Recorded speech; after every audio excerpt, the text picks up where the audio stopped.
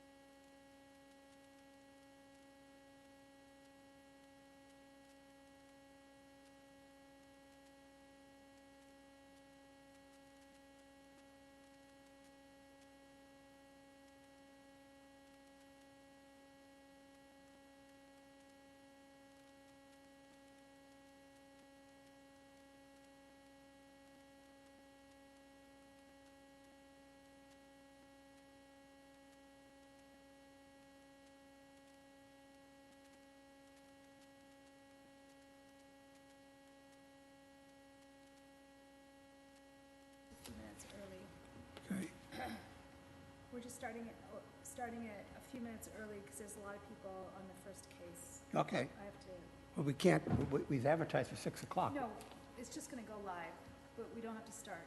Oh, okay.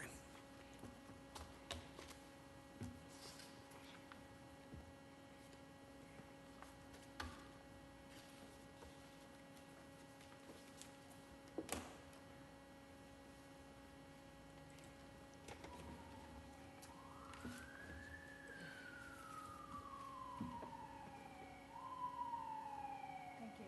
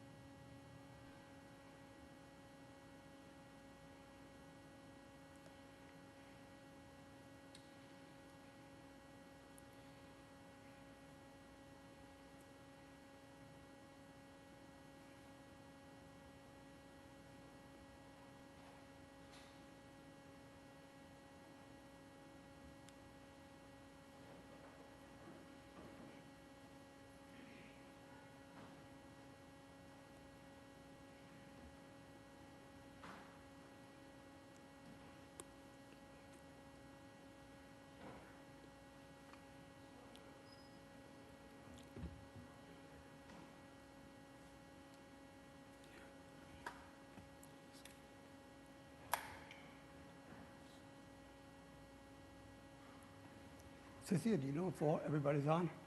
Yeah. Oh, they're on? Yeah. Oh, okay, I'll start the meeting. Everybody that needs to be on.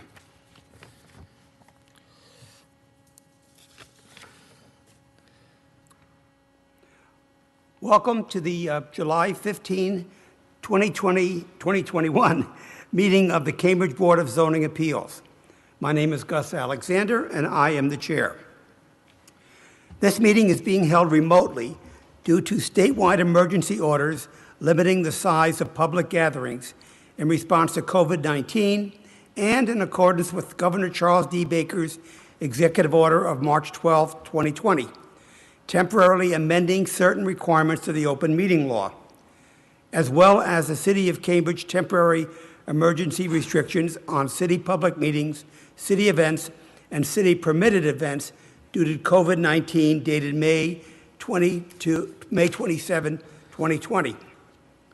This meeting is being video and audio recorded and is broadcast on cable television channel 22 within Cambridge.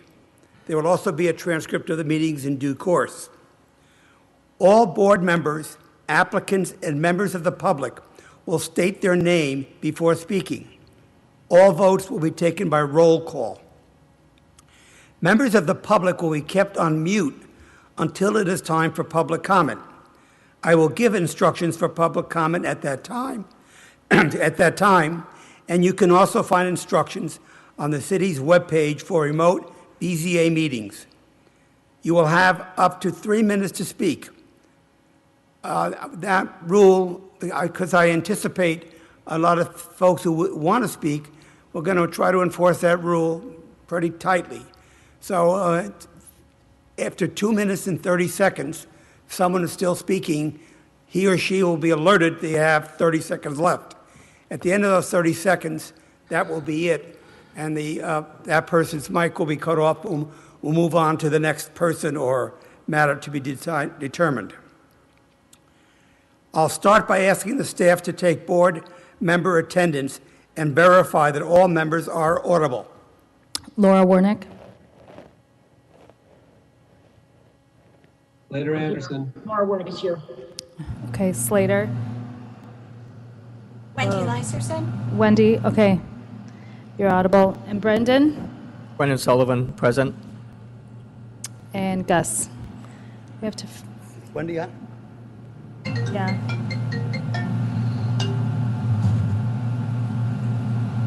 We gotta figure out what that sound is. Yeah, I know. Huh. Okay. I don't have her on my screen. You have on your screen, though. What? Wendy. She's on. Okay. All right. It's been verified that all members of the board are on. And so we'll go to our first case. Our first case is case number 127462, 197 Vassal Lane. Anyone here wishing to be heard on this matter? Yes, Mr. Chair. Can we turn the volume down? Yes. Okay. My name is David Kale. I'm the Assistant City Manager for Fiscal Affairs, and I'd like to make an opening statement and introduce to you other members who will be making a presentation to the BZA this evening. Okay, before you do that, it's my understanding, and correct me if I'm wrong, is that certain of the relief that has been advertised is not going to be sought tonight. You want to, specifically, the signage relief and the relief regarding 80% solar energy system coverage. Am I correct? You are correct, Mr. Chair. Okay, let's talk about the procedures for these two cases, which will be heard presumably sometime in the future. We will continue the case tonight. We'll take a vote, this board will. The usual procedures is that we'll require the city, someone on behalf of the city, to sign an extension of time, because under the state law, we must decide cases within a certain period of time from when the case is filed. The standard form, everybody who's continued a case with our board signs it. Once that is done, and once you are ready, or the city, I should say, is ready to proceed with these two continued matters, we will follow the procedures essentially for a new case. You will be required or the city will send out notices to all people who receive notices of this meeting, neighbors and abutters. Gus, they're withdrawing those portions, they're not continuing them. I thought they're withdrawing them? Yeah, they're withdrawing. Yes. I'm sorry, I was told they were continuing it. No? I'm sorry. Yeah, it's, those two items are being withdrawn. I'm from the sorry, application. I was misadvised or misunderstood. Okay, those two elements of the case are gone, they're withdrawn, therefore no relief will be granted. So we'll turn to the other matters that are identified in the advertisement for the case. And so with that, the floor is yours, sir. Thank you. Members of the BZA, good evening. We have reached an important milestone in this project and are pleased to have this opportunity to present to you information on the Tobin Montessori and Vassal Lane Upper School Building project. This project is an important investment in public education and in the community. We're hoping to receive your positive feedback on our application. I will note that the planning board voted unanimously this week to strongly support this proposal and recommends that the BZA grant the requested relief. Sir, in due As you course, would I will read, we did receive a memo from the planning board outlining and describing what action they're taking and what recommendations they're making. I will read that into the record in due course. Thank you. As you already noted, we are withdrawing our request contained in our application for relief from sign requirements, quantity, size, and allowances, and we are withdrawing our request for relief related to the 80% solar energy system roof coverage, as you have noted.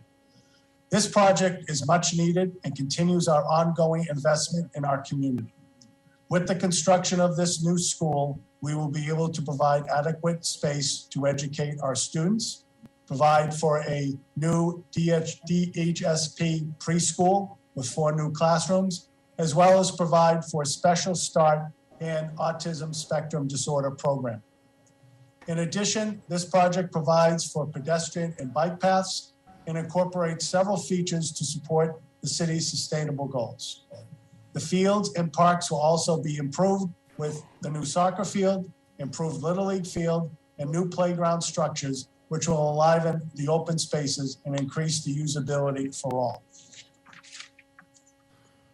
There is a great amount of information that we will provide to you to support our application, and I hope the following presentation by our design team will help to facilitate your appreciation and understanding of the project's goals and requested relief. We have several city and school staff at the meeting tonight to answer any questions, as well as our design team from Perkins Eastman. Presentations will be made by Dan Copeland Newfield, head of school of the Vassal Lane Upper School, followed by Dan Aarons, principal of Perkins Eastman, and then by Jamie Frost, principal of the Tobin Montessori School. We thank you for your time tonight, and now I will turn it over to Dan to do his presentation. Thank you. Thank you. Thank you, members of the board. I appreciate the time. I hope you're having a good evening. So my name is Daniel Copeland Newfield, and I am the principal of the Vassal Lane Upper School, located at 197 Vassal Lane, upstairs from the Tobin Montessori School. For just some quick context, the Vassal Lane Upper School is a 6th through 8 middle school, of which there are 4 others in the city. Our students come from the Tobin Montessori downstairs, the Haggerty School, and the Graham Park School. In addition to our general education program, we have 2 other programs that exist in our school. We have our program for our students with language-based learning disabilities, and soon we'll add a 4th program, our students with autism spectrum disorders. In addition to that, we are the middle school program for students who are learning English for the first time in our sheltered English immersion program. And as a result, we are the largest of the upper schools in the city, and are expecting, as I'll talk about briefly, to continue to grow that size for us. So one of the first things you should know about the Vassal Lane Upper School is that we are 10 years old, and we are in a building space that was not designed for us. It was designed as a K through 8 school and not to house 300 plus upper schoolers. We have cramped hallways, poor sight lines, And in addition, the school was just not designed as a middle school. It wasn't designed for teaming and clustering of teams. And in addition, we don't have a front door presence in our current building. Our school is on the 3rd floor, and in order to get to our main office, you have to come in through the front door by ringing the bell at the Tobin, getting brought in, up a ramp, up another flight of stairs to find our main office. This creates some real, not just traffic flow problems, but just a general sense of like, where is our school and how do families, particularly our families in our SEI program who are new to schooling in America, how do they find those places? All right, as you'll hear later tonight, our building, 197 Vassal, is past its shelf life, particularly on the 3rd floor. This affects us pretty greatly, given that any given significant or not so significant rain or snowstorm, the roof leaks regularly in multiple places and significantly throughout the year. And while we love sharing our space with our Tobin friends, and we do a really nice job sharing that space, it's worth mentioning that our school, our entire building, is designed and structured based on when we have availability of space, not based on programmatic needs, not based on our philosophy as a middle school. We lack a full-size gym. We lack a cafeteria big enough to house both all of our students and have school lunches at a time that makes sense for us rather than when it's available to us. And as I said earlier, we are a growing school population. Our general education numbers and the addition of the ASD strand to our programming and the SEI program continue to make us a larger school. Next year will be our largest student census as a 3-year, for our 6th through 8th students, and that is expected to continue. We are moving into a space this summer, similarly not designed for a 6th through 8th school, and one that was not specifically designed for our projected enrollment.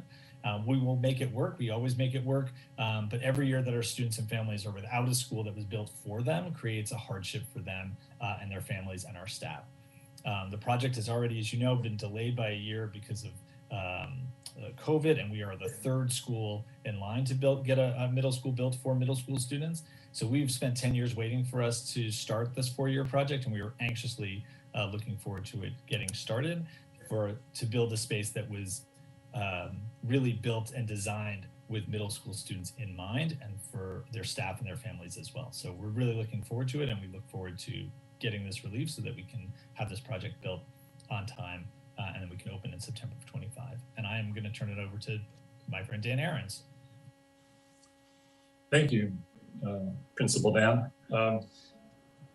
And thank you, Mr. Chairman and the board. We've been very much enjoying working with the school and the city on this for a couple of years. We would like to share with you a presentation that first off highlights those elements that Dan was just talking about. The components of the project include, on the next slide, not only the Tobin Montessori School and the Vassal Lane Upper School, but a preschool, 4 classes that the city is working to increase that program, as well as a community school after school. And then important site elements, including the improvements to Father Calaman Playground, as David was talking about, an important resiliency element, a stormwater infrastructure improvement that is to relieve problems of water moving across the neighborhood. It's not just a school infrastructure, a problem that already exists that will be only worse in the coming years. The project also includes underground parking and soil remediation, and we will talk about that in the coming moments. The existing and proposed work is something we'd like to share with you. The site, as you know, is between Vassal Lane and Concord Avenue, close to Fresh Pond and the Fresh Pond Parkway.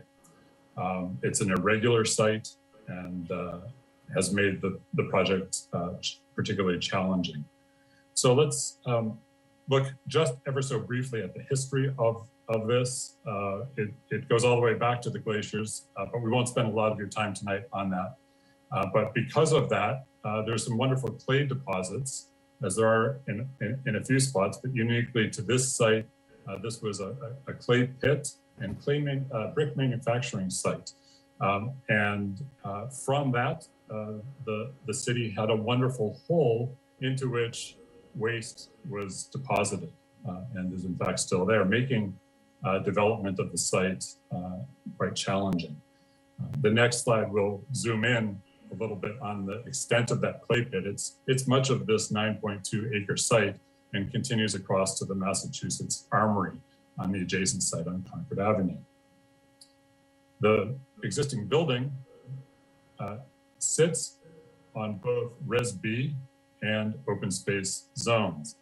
An interesting point is that the zoning was done after the 1971-1972 construction of the Tobin School. But if you look at the next plan, you'll see that the school sits along Vassal Lane, and Calaman Playground sits along Concord Avenue. The plan is very much the same. We propose in the next slide, straddling the Res B and OS open space zones in much the same location. But as you heard, the program is growing. And so while the footprint is quite similar, the size of the building is in fact a bit larger. The next slide shows the planning organization, the programming diagram that, again, from Concord Avenue has the Calaman Playground, and from Vassal Lane has the schools, the classrooms and support spaces, and then shared spaces, gym and auditorium, cafeteria, are moved to the middle of the site. And you'll see soon why that's so important. Through our conversations with the community, the next slide, you'll see that we are pulling the cover anymore. A lot of work is needed to fix that, if it even could be. To the inside, the interior, Daniel mentioned the water coming down in buckets, literally in buckets. The HVAC system does not provide proper ventilation. And the rooms with the 60-degree angles cut out of them, they're just not very good for furniture layouts or modern teaching and group learning. So let's step back a little bit and look at the view existing and proposed from Vassal Lane. You'll see that we propose a building that is much more open, that has activity with a green sward between protected trees along Vassal Lane and the building, and has a residential scale. And from the Calaman Playground side, that's where the more civic side to it than the existing. And let's now take a look around at the entrances. There are 4 different programs and 5 entrances to the building. Here you see Vassal Lane, the Vassal Lane entrances to both the Vassal Lane Upper School and the Tobin Montessori School. And if we go around sort of clockwise, moving first towards Fresh Pond, we see the entrance to the preschool, a protected opening. If we go a little bit farther, we get to the bus drop-off where a lot of the students will be coming in a playground. You see the more civic scale, also with bicycle racks and connections to playgrounds. And what we call the heart of school. This is a place that has enough breathing room for students to pass, for different age students to go on different levels, and also to connect to the natural environment. And speaking of the natural environment, sustainability has been a very important aspect of the project from the beginning. This will be, of course, a net zero emissions building, not burning fossil fuel. It's also going to be the most energy efficient of the schools so far, and approaching net zero energy, meaning it will make its own power on site. Now, that's a little bit challenged by the reduced footprint, but that's something that is certainly a goal. There are other goals related to education and sustainability, stormwater and sustainability, and reduction of embodied carbon. So a lot going on there, in addition to sort of providing improved site resources. So let's get to the relief that is requested.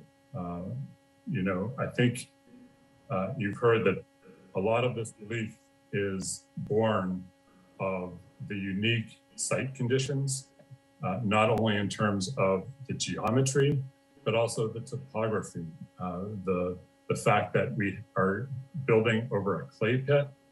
The bedrock is some 60 feet below the grade, and so deep foundations are required.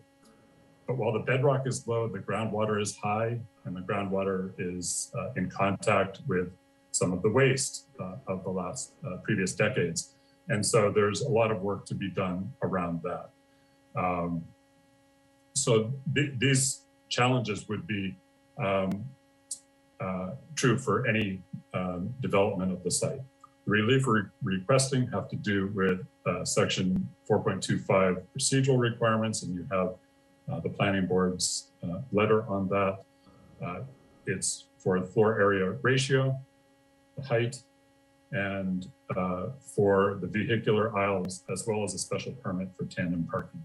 We'll take these one at a time. In terms of the community process, we have not only met and listened to the community over about 2 years, but we have also adjusted the program. We've taken away 4 of the preschool classrooms that the city is trying to build across the city, as well as 2, and we hope to be able to provide that through this proposal. Our meetings have numbered many, including 15 community meetings and special topic meetings, as well as 85 focus group meetings and departmental meetings. So over 100 meetings so far, and believe we've gotten good feedback along the way. The next question is regarding the floor area ratio. This is largely a result of the very important programs that the city would like to provide here and provide in a timely way. And you see there that goes for both Res B and open space. Next up is the building height. And here, the building, as I mentioned, is of various heights. It's lowest, 42 feet, closest to the nearest neighbors, and rises along Vassal to the left to 55'6". In the back, where we have the more civic scale, the auditorium on the left is a bit over 57 feet, and the gym on the right about 63 feet, with a rectangle in the middle, not only the middle of the site, but the middle of the back of the building, that's just over 70 feet, and that is the fly loft, or space above the, that's required above the stage in order to fly sets and provide lighting and the like. We can quickly look at, excuse me, the elevations, which are provided in your package, but from Vassal Lane, you can see that the lower end of the building on the right is closer to the neighbors at 42 feet, and the Vassal Lane Upper School is 55'6" on the left-hand side of the page.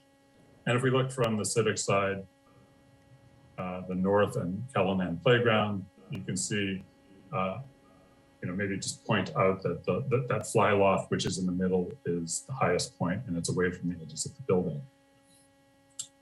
If we look from the east,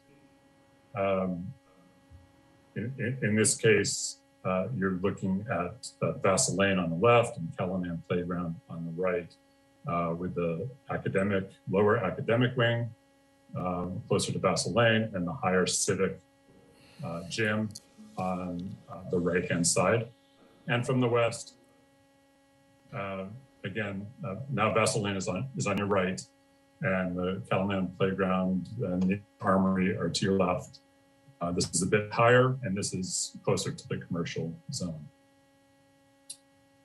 So then the final topics, two elements of cars to talk about.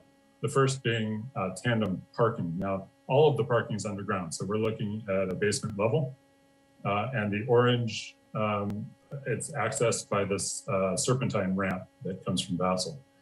The orange, highlighted orange spaces are tandem spaces where staff would partner up and park in others. Now, we request relief, and this would be similar to what was done at King Open as well as MLK. And then the request regarding the aisles. In this one southwest lobe of parking, we're requesting 16 and 16.5 foot lanes in lieu of 20 and 22 foot lanes. And the 20 and 22 foot lanes are part of zoning and part of standard practice when you have 90-degree angled parking, as you'd have at many surface lots. In this case, we have one-way traffic, and we have angled parking at 60 degrees. And industry standard is to provide 16 to 16.5 foot drive aisles. We feel that making these wider would actually create more of a dangerous situation than this, because folks dropping off students might be tempted to sneak by the drive lane, and that's not something that either our consultants, VHB, or the city traffic department staff would want us to do. So that is a quick look at the requests, and I think that Principal Jamie Frost is going to wrap us up. Not only myself, but tonight I speak on behalf of the Tobin Montessori staff, the Tobin families, and also the children at Tobin Montessori. And I'll just build off of what Principal Copeland Newfield stated, which was not only was 197 Bassel not designed to house a full middle school, but it was definitely not designed to house a Montessori school. We opened our doors in 2007, and since then we have worked tirelessly to create a Montessori environment within that building. We've knocked down walls to accommodate our multi-age classrooms. We've built office spaces for the growing number of interventionists and related service providers. But probably the most important thing we've done is we've really worked hard to create a safe environment and child-friendly environment for our 3-year-olds and our special start integrated preschool students, as well as our ASD, autism spectrum disorder students. That's one thing that's been the toughest about being at 197 Bassel is the existing building was definitely not designed to accommodate the youngest, most vulnerable learners in CPSD, and either is the swing space that we're moving into for quite a period of time. We need a building that can accommodate both the physical and social emotional needs of these young students, and it really can't wait. They need appropriate sized bathrooms to accommodate toilet training. We need spaces for children who need sensory input. We need space where students can just go and move their bodies. You know, the list just goes on. And beginning in September, our ASD population is growing. We're gaining a new classroom, and we are also expanding our special start programming. And we're so excited to offer high quality early childhood experiences. And we just need a building that makes this accessible to all of the children and families. So with that, I think I'll turn it back over to David, maybe? Okay, so that concludes, Mr. Chair, our presentation. And then obviously we're available for questions that the BZA may have. Thank you. I'll make the members of the board available to ask any questions they wish at this stage, and then we'll go on to public commentary. But before I do that, I want to put into the record two things. One is a memo or a letter we received, we being the Board of Appeals, from the Planning Board. It's dated July 14, and I will read it in full. The Planning Board reviewed this BZA application. This BZA application is obviously 197 Vassal Lane, during a meeting on July 13, 2021, and voted to forward the following recommendation to the BZA. The Planning Board strongly supports this proposal and recommends that the BZA grant the requested relief. The proposal represents a vast improvement over the present conditions of the school building and open space on the site. The expanded school facilities will provide better educational opportunities for the children of Cambridge and programs serving the needs of the larger community. The project will also achieve high standards for energy performance in support of the city's environmental goals. The zoning relief being sought appears to be relatively minor, particularly given that the additional building height and volume is scaled to be minimally visible from public ways. Given the discussion at the Planning Board and the years of public design process that has preceded this review, the procedural requirements of Section 4.25 of the zoning ordinance would not seem to provide any further information that would benefit the city's decision-making. As the design of the building and site progresses, there are two areas where the Planning Board would encourage the project team to make continued efforts.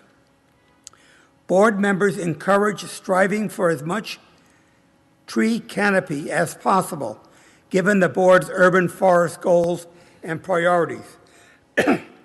Board members are also hopeful that as the architectural design advances, the facade will incorporate character, texture, and scale to achieve visual interest for people outside the building while still complying with the internal constraints of a school building.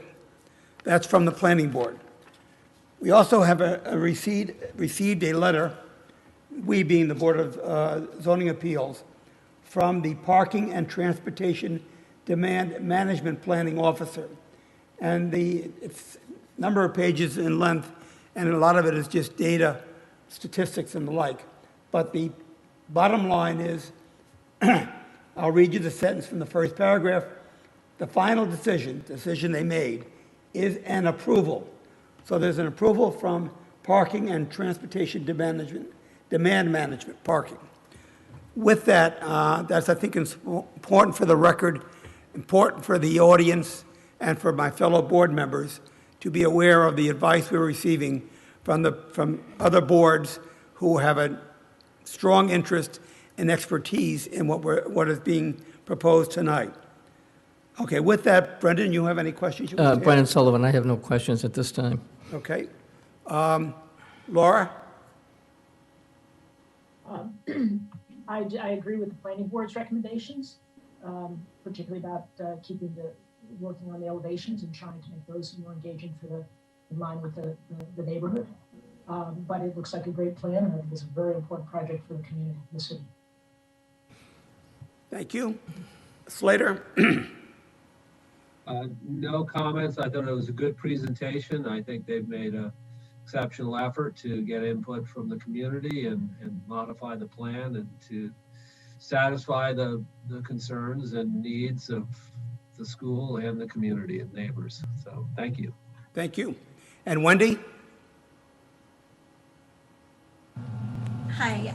Yes, I do have just a couple of questions based on having listened to the planning board presentation, which I thought was also good. So There's an echo or noise in the background that makes it hard. Is it from you or from us? Hear that thump, thump, thump, thump? It sounds like a fan or something. Ah, yes. Sorry. Hold on just 1 second. It's I'm in Plymouth without air conditioning. Hang on.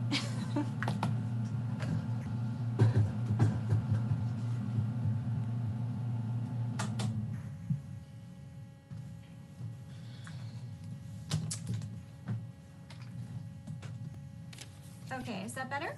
That's better. Yeah. Great. Okay. Sorry about that. So I just, for our records, wanted to revisit a couple of points I think were raised by the planning board before they reached their recommendation. And I believe if you could just confirm for me that you had already presented the tree removal points to the city, and you had also already had the arborist look and an expert look at the viability of the mature trees in particular that some members of the public were concerned about, and had not found that there would be a viability in either replanting those and no intrinsic plant value and keeping them inconsistent with the project. Is that correct, if I'm stating it correctly? Dan, do you want to, or Brendan, I guess just generally, we've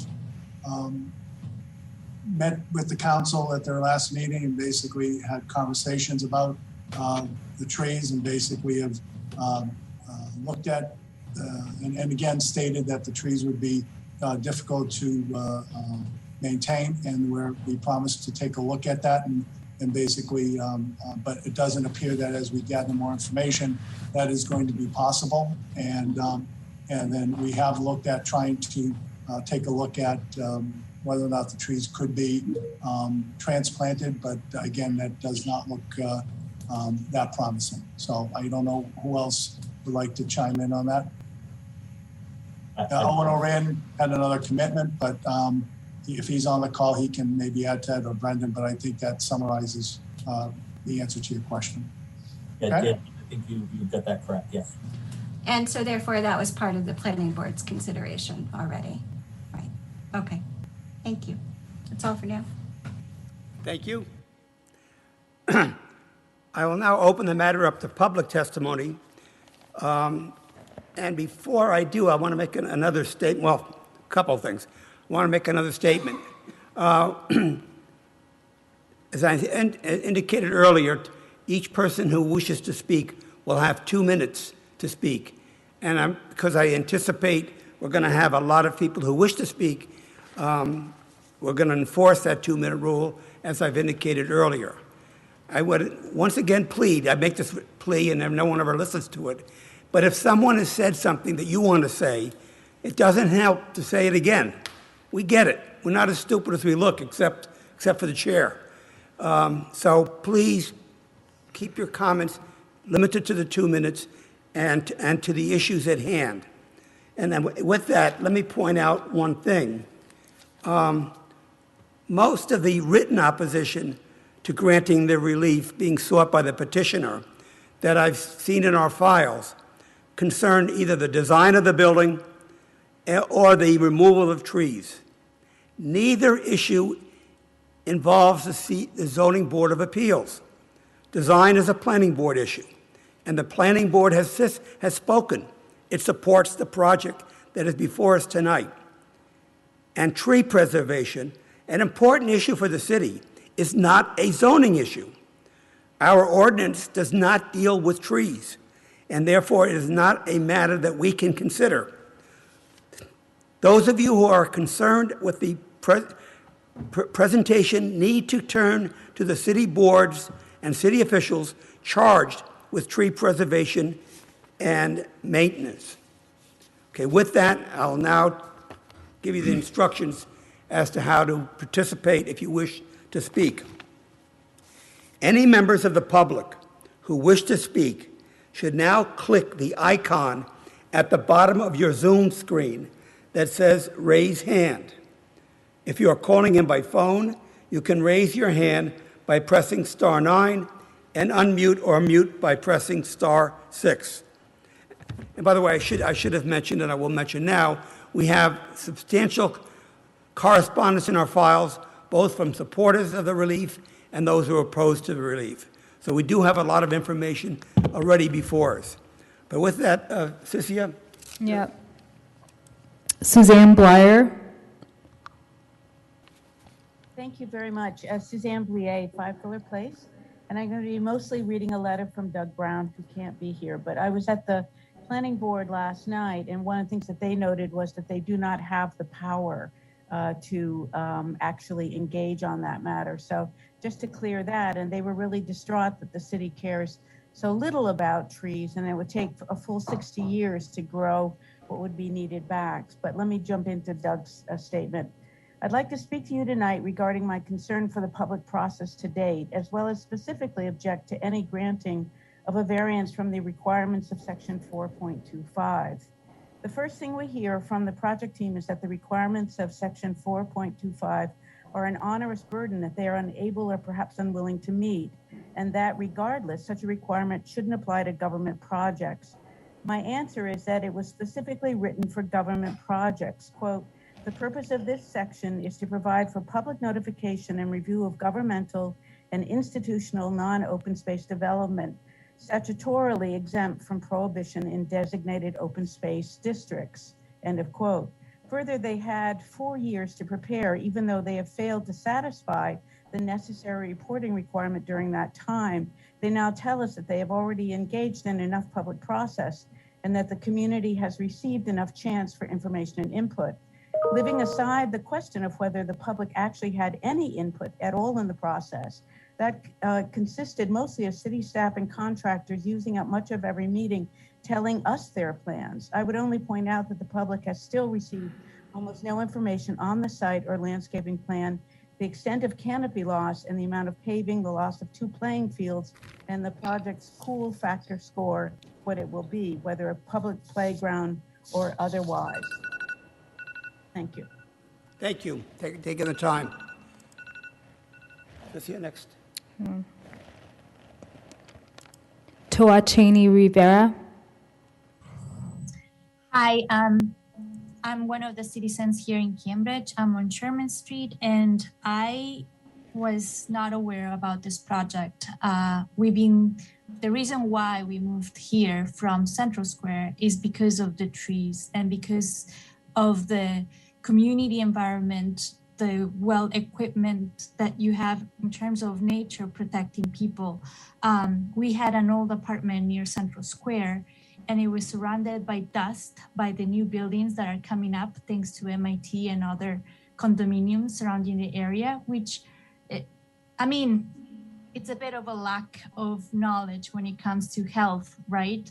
And so I'm supporting the trees, but I do feel like the community here is not well aware of what's going on. There should be more communication for the people that live here and get them involved. I have put posts up around the community and somebody seems to just go around and turn them off.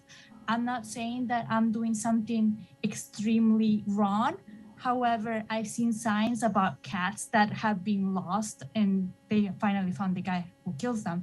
But the fact that you're able to keep signs about cats, but you're not able to keep up signs about trees to educate the community, that's very disappointing.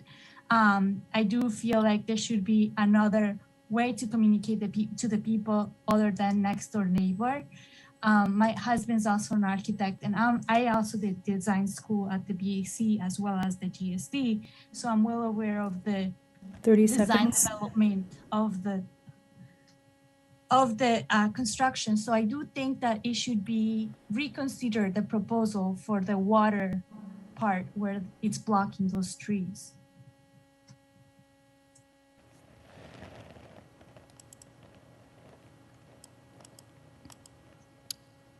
We'll move on to the next person. Yeah. Phone number ending 8311.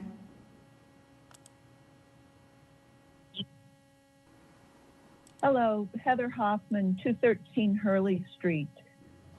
I would like to endorse what Suzanne Blier and through her Doug Brown said. And I wanted just to add a little bit of history to that. The City Council has passed various ordinances that require additional process, like public hearings. We're sitting in one. And the city's general reaction to those has been, it is a pain in our neck. The one I'm most familiar with is the disposition of city property, where for years and years, no matter what was being disposed of, the city manager asked the city council to vote for diminution of the process because it would just be a pain in his neck to go through the entire process of public hearings, writing reports, and such that the city council had created. And I got to say, it was a really good process. And here we're being asked to do the same thing. You know, the city had stepped away from this diminution of process for a while. And you know, if you go down Ames Street and enjoy the parklet outside of Mead Hall, you can thank the question that I asked at the hearing for disposing of that 20-foot strip of Ames Street. I think that the planning board was ill-advised to say that they would not have added anything to the question of the non-open space use on open space here, because I think that that would have allowed them to think about various things, including citing of the stormwater and the and how the trees were being treated. And I will say that, as a previous speaker said, the planning board was really very, very concerned about the short shrift that the city was giving the trees. So I hope that you will vote against that particular waiver, because it's not just procedural. It is about making better decisions. Thank you. Thank you, Heather.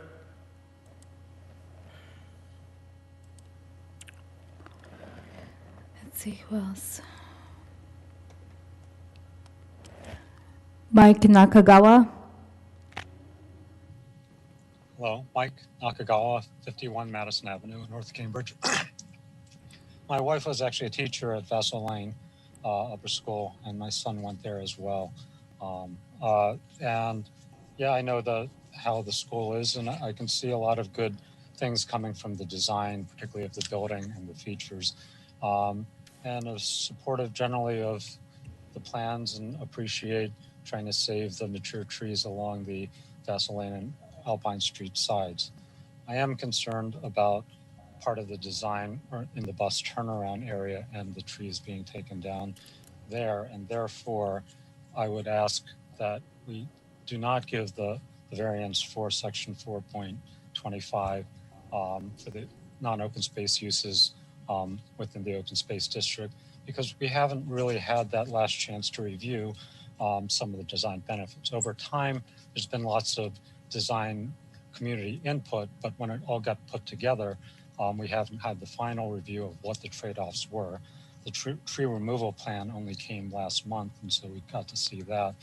And at the planning board meeting on Tuesday, they did not allow any public comment on the issue. So there was no final public review of that. And I think overall, there's going to be support for this, but there might be a chance to do a few more things and have a review and allow the public to comment per section 4.25.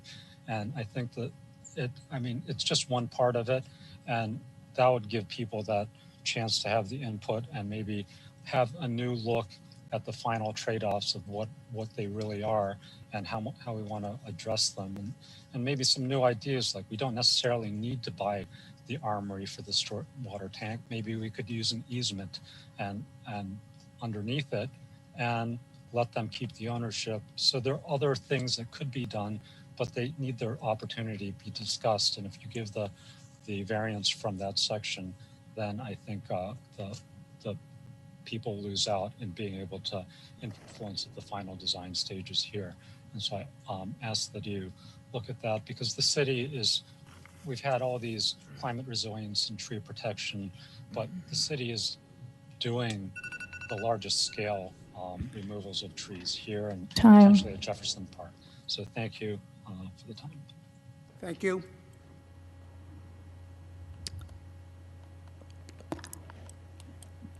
James Williamson.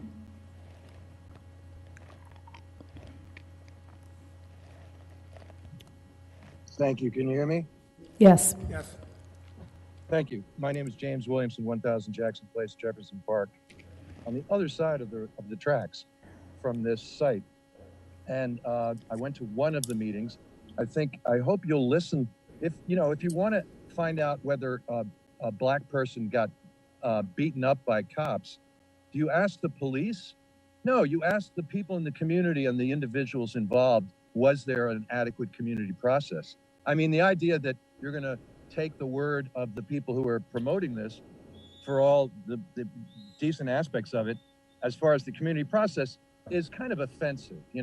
Ask the people in the community how the community process was. Secondly, the planning board. I know there's at least one member of the BZA who has in the past said they listen to what goes on at the planning board on BZA cases and don't necessarily just go with what's the written version of it. If that was the case, and for anyone who didn't listen, there were numerous strenuous objections and concerns raised about this project by members of the planning board, about the trees, about the retention tank, about skirting the process that's the established process. Why is that seen to be necessary, if only just to mute the opportunity for discussion and proper evaluation of the concerns, in fact, of the community? And like 30 seconds. by some crooked politician on the Senate floor, after saying, yeah, I don't really like, they didn't really provide evidence of weapons of mass destruction, but I'm for the invasion. So that was quite disturbing. And finally, on June 28th, Owen O'Riordan at the council meeting said the reason why you can't do anything to protect these trees is because of the retention tank. And he was asked explicitly by Councilor McGovern, is it because of the retention tank? And he said, yes, it's because of the retention tank. But at the planning board, Tuesday night, the city, the person in charge of construction for the city, Brendan, said, oh, it's because of the construction. It's not because of the retention tank. Can they not get their story straight? Can we have a little decent honesty and straightforward, factual, accurate information? James, we're going to cut you off in a few seconds. Please. I look forward to seeing time. you eventually. Thank you.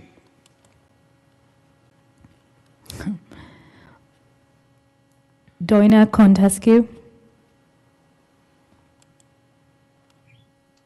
Hello, everybody. Can you hear me? Yeah. Yes. Okay. Hi. My name is Doina Contescu. I live with my husband, Jesse Winder, at 59 Seville Street, literally almost kitty corner away from the Tobin School. We've lived here for at least 15 years, I think, and I knew about the meetings that were taking place regarding the Tobin School construction. Today is the first day that I was able to learn that trees were going to be removed.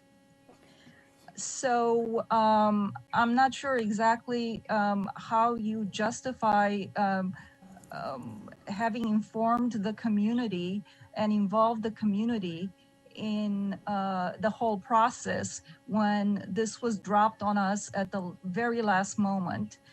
And what I would like to say is that if there was a will, there would be a way. And I also find it very ironic that the principal of the school, who was here giving evidence, he had the picture of a tree behind him on the wall while he is out there basically signing the death warrants of these living beings. So I'm extremely upset. I hope that you will make this process longer so that we can actually understand better why you chose to remove the trees. Well, anyway, we are all watching you guys, and we want you to do your job for us, which is to protect not just the environment for the children, but also the environment for the entire community. Let me comment, please. Again, I thought I made this point before, but obviously it's not registering. We do not, as a zoning board, zoning does not concern itself with trees. Whether to preserve the trees, not to preserve them, that's not within our jurisdiction, and that's not appropriate for comment tonight. It's just not relevant to what we have to decide tonight. Furthermore, it appears, I wasn't there, it appears that the planning board is of the same opinion. And that's why they didn't spend much time on trees at their hearing. I can't speak for the planning board. I can speak for the Board of Zoning Appeals. We don't have authority to deal with the tree issue. There should be something in the city, some body, some person who has responsibility for that. But that person or body is not this board. We'll resume calls. Okay. I don't see other hands raised.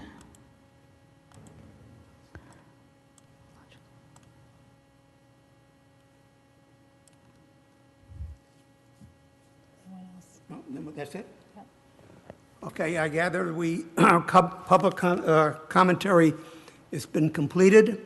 I guess it's time for us to move into discussion on the merits. As I mentioned before, we do have abundant commentary in writing in our files, or in the files for this case, some in support, some in opposition.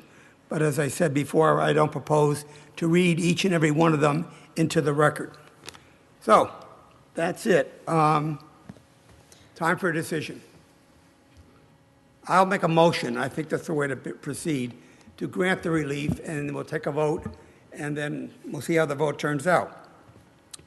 The chair moves that we make the following findings with regard to when we're only going to talk about right now the variance for the, the variance that's being sought, not the special permit.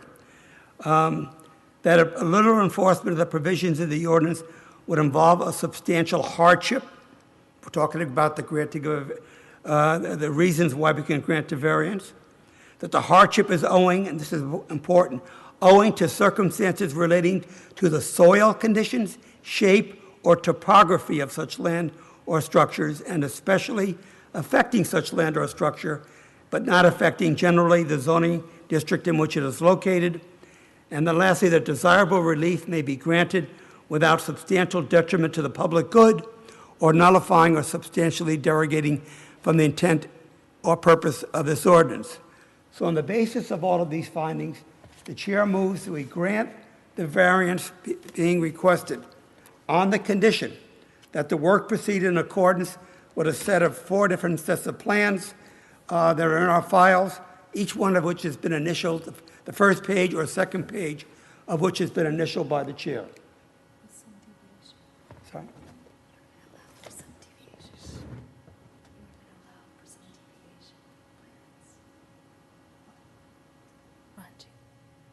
Excuse me, we're taking a brief recess.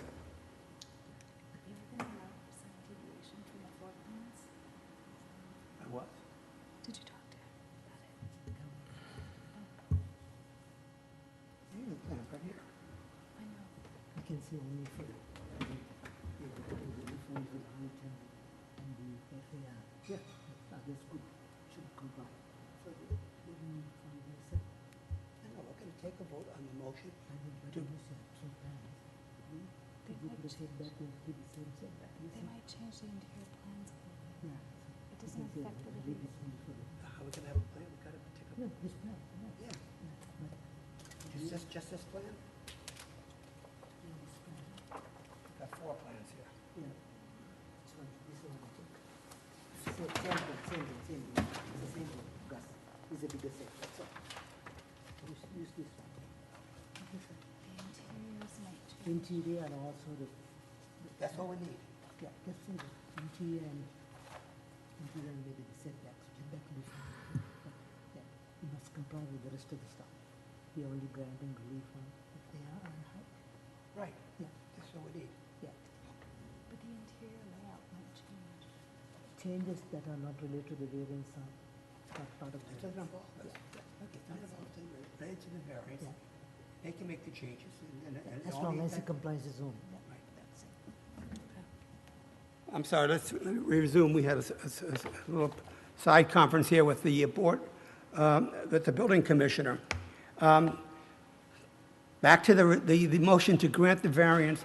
It's on the condition that the work proceed in accordance with plans entitled, one set of plans, Tobin, Montessori, and Vassal Lane Upper Schools zoning package, first page of which has been initialed by the chair. Okay, Brendan, how do you vote?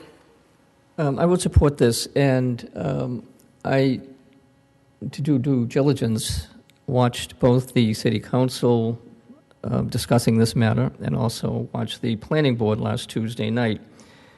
And I must say that the questions from the council were very direct, and it really covered every facet of the project. And that the answers that were given also were very much on point, and it appeared very logical to me by all of the engineers, by the commissioner, by the architect and his staff and team. And so any of the questions that I had going into this were some of the questions, obviously, that were raised by the general public. I found the answers to them last Tuesday night during the planning board. I watched that entire proceeding. And yes, Ted Cohen did initially raise the issue of the 4.25 procedural requirement and that whether or not that should be waived. And the other members of the board really didn't chime in. Ted had made that comment during the beginning of the discussion to believe, and I don't want to misparaphrase him, he did not think that it would add anything beyond this hearing's presentations.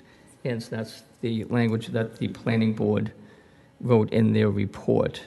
They enthusiastically supported it. There was some, obviously, discussions regarding the trees. That's not part of our purview and not part of the relief that's being granted tonight. And Hugh Russell made some very pointed observations on that point. So I did watch both of those proceedings. I came away with answers to questions, and so I would support this and the granting of the variance being requested. Thank you, Brendan. Variances being requested.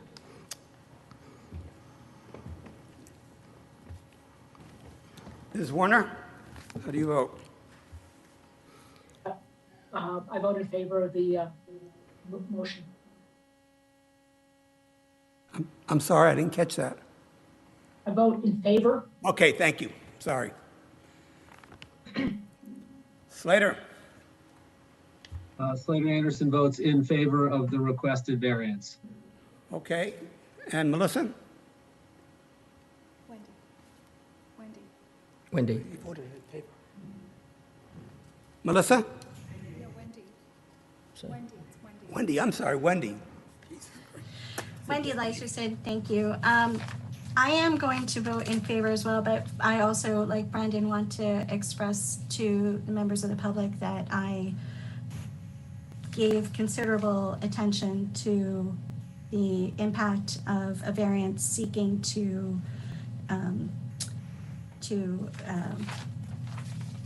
get around a public hearing. And so I just want to say that my read of the variance requirements literally says to me that we have the authority and that there is hardship in this case that supports granting the variance sought with regard to not to waiving rather the procedural requirements of 4.25. And I just want to say that I share, the public's, I want the public to make sure that they know that they've been heard on all of the points that they've raised. We have read the opposition papers that have been submitted.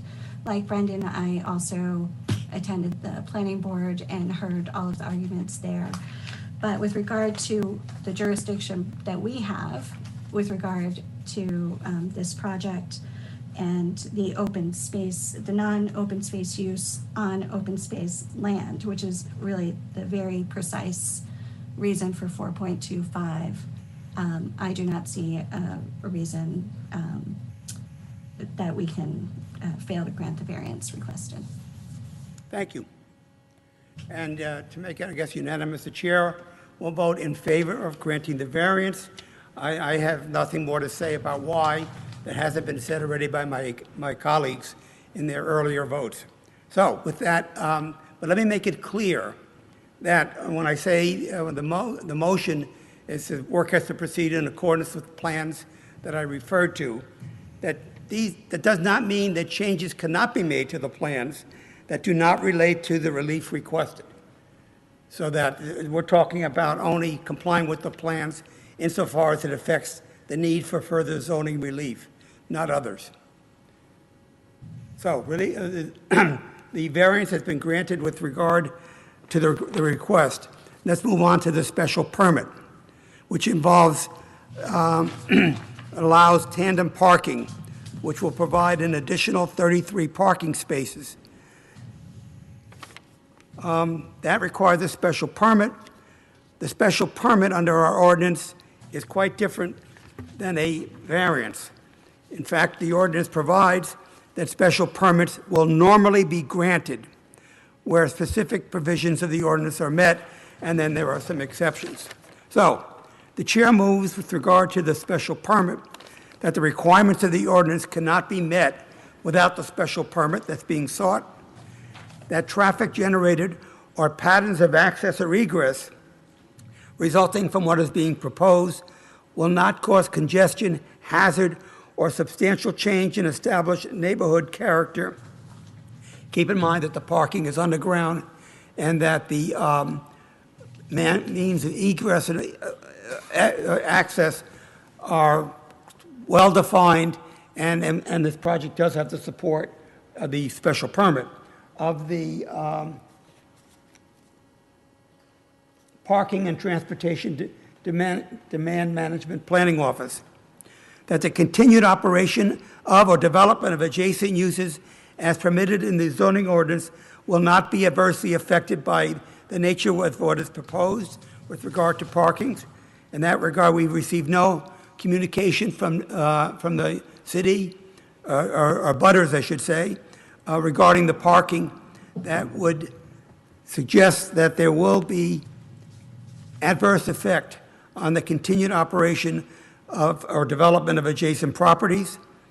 No nuisance or hazard will be created to the detriment of the health, safety, and/or welfare of the occupant of the proposed use or the citizens of the city, and generally what is being proposed will not impair the integrity of the district or adjoining district or otherwise derogate from the intent and purpose of this ordinance. So on the basis of these findings, the chair moves that we grant the special permit regarding parking that has been requested on the condition that the work proceed in accordance with the plans referred to with regard to the variance we just granted. Brendan, how do you vote? Brendan Sullivan, yes to granting the special permit. Slater. Slater, Anderson votes yes to granting the special permit. Okay, Wendy. I get it right. Melissa, I'm sorry. Wendy. Wendy. Wendy, I asked for Wendy and heard nothing. So I thought I got the wrong name. Wendy. You're on mute again. Oh, okay. Hello? Okay, Yes, now Wendy good. Lyserson. I'm voting in favor of the special permit. Okay. And Laura? Laura Warren voting in favor of the special. Chair votes as well in favor. The special permit is granted. Gus, you have to, emergency, you have to do a variance vote for the backup space. It's not here. It's not in the materials. No.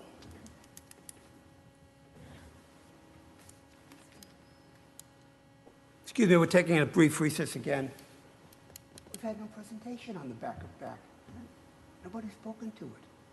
It's in the plan. It's in the plans. We're all set. Okay, fine, it's all right. As Yeah. long as backup is included. Yeah, it's included. All right, the special recess is over. The case is over. Thank you very much. We'll move on Thank to you, our, Mr. Chair. Thank you, Board of Zoning Appeals. you're welcome. Thank you very much. Okay, we'll take a brief recess, a couple of minutes till I get the files for the next case in order.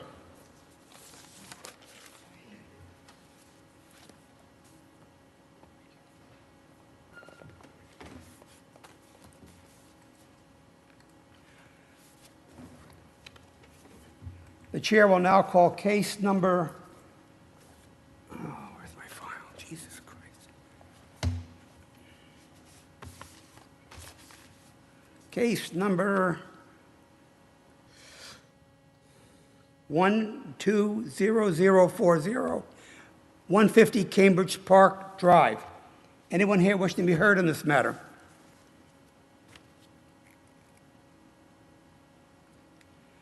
No one wishes to be heard. I will report to the board that the petitioner's counsel has requested a continuance of this case. Excuse me. Rafferty is here. Yeah, Mr. Rafferty. He's here. He's on? Oh, I'm sorry. Jim, you're on the line? Mr. Rafferty?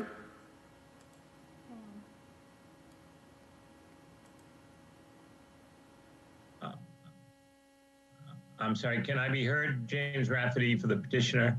I can hear you now. Thank you. Sorry about the delay. Simply wanted to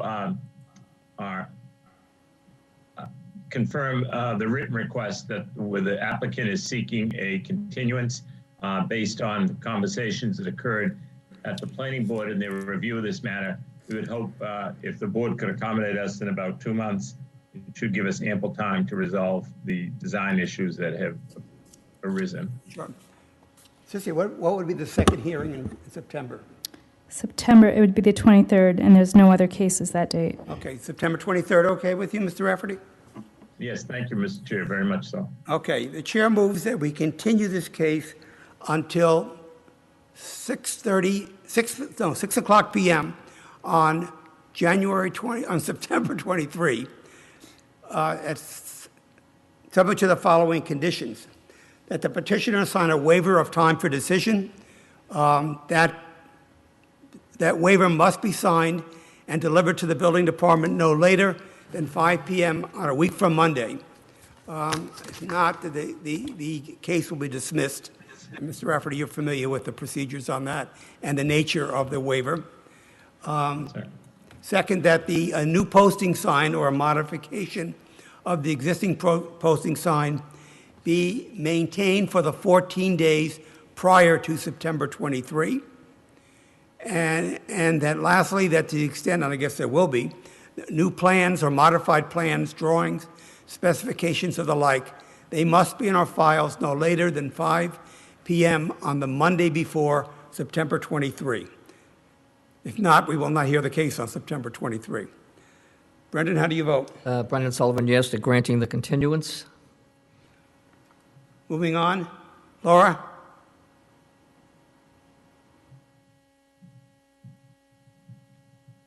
Laura? Yes to granting the continuance. Thank you. Slater? Slater Anderson, yes to granting the continuance. Wendy? Yes, Wendy Lyserson, yes for granting the continuance. And the chair votes yes as well. Case is continued until September 23. Thank you. Excuse me, Mr. Chair, could you confirm the time? Was it 6:30 or 7? No, it wasn't 7. 6 o'clock, actually. Okay, thank you very much. Have a good evening.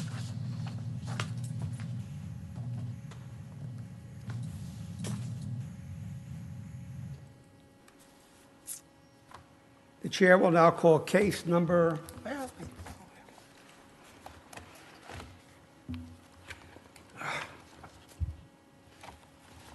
case number 119516, 30 Vassal Lane. Anyone here wishing to be heard on this matter?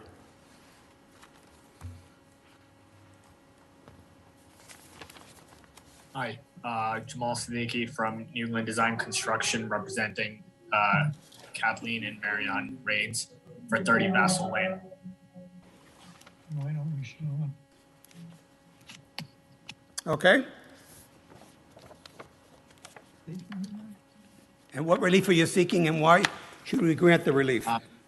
There's a existing kitchen window that we're trying to expand by a few inches. It's within a rear setback of the property. It's staying in the current location. It's a very small, minor request that we're making.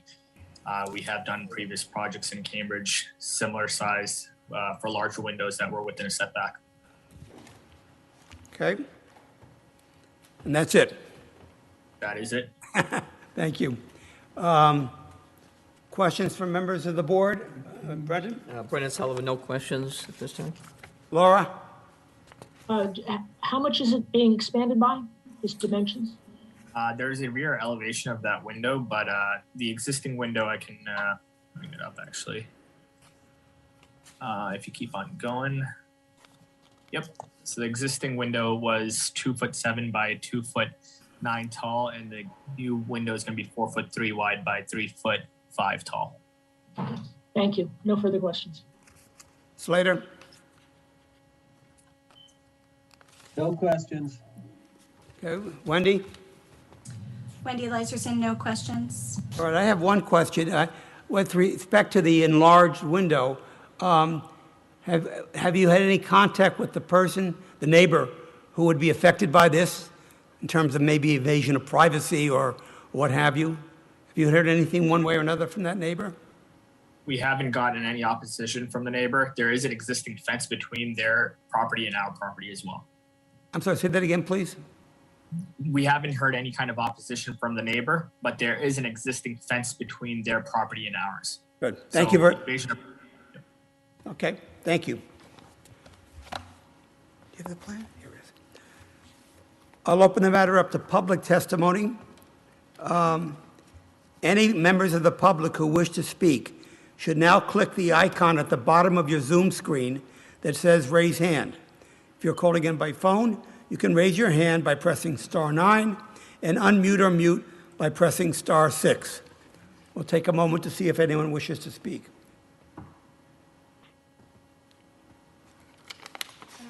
No, apparently no one does. So I think we will close public testimony.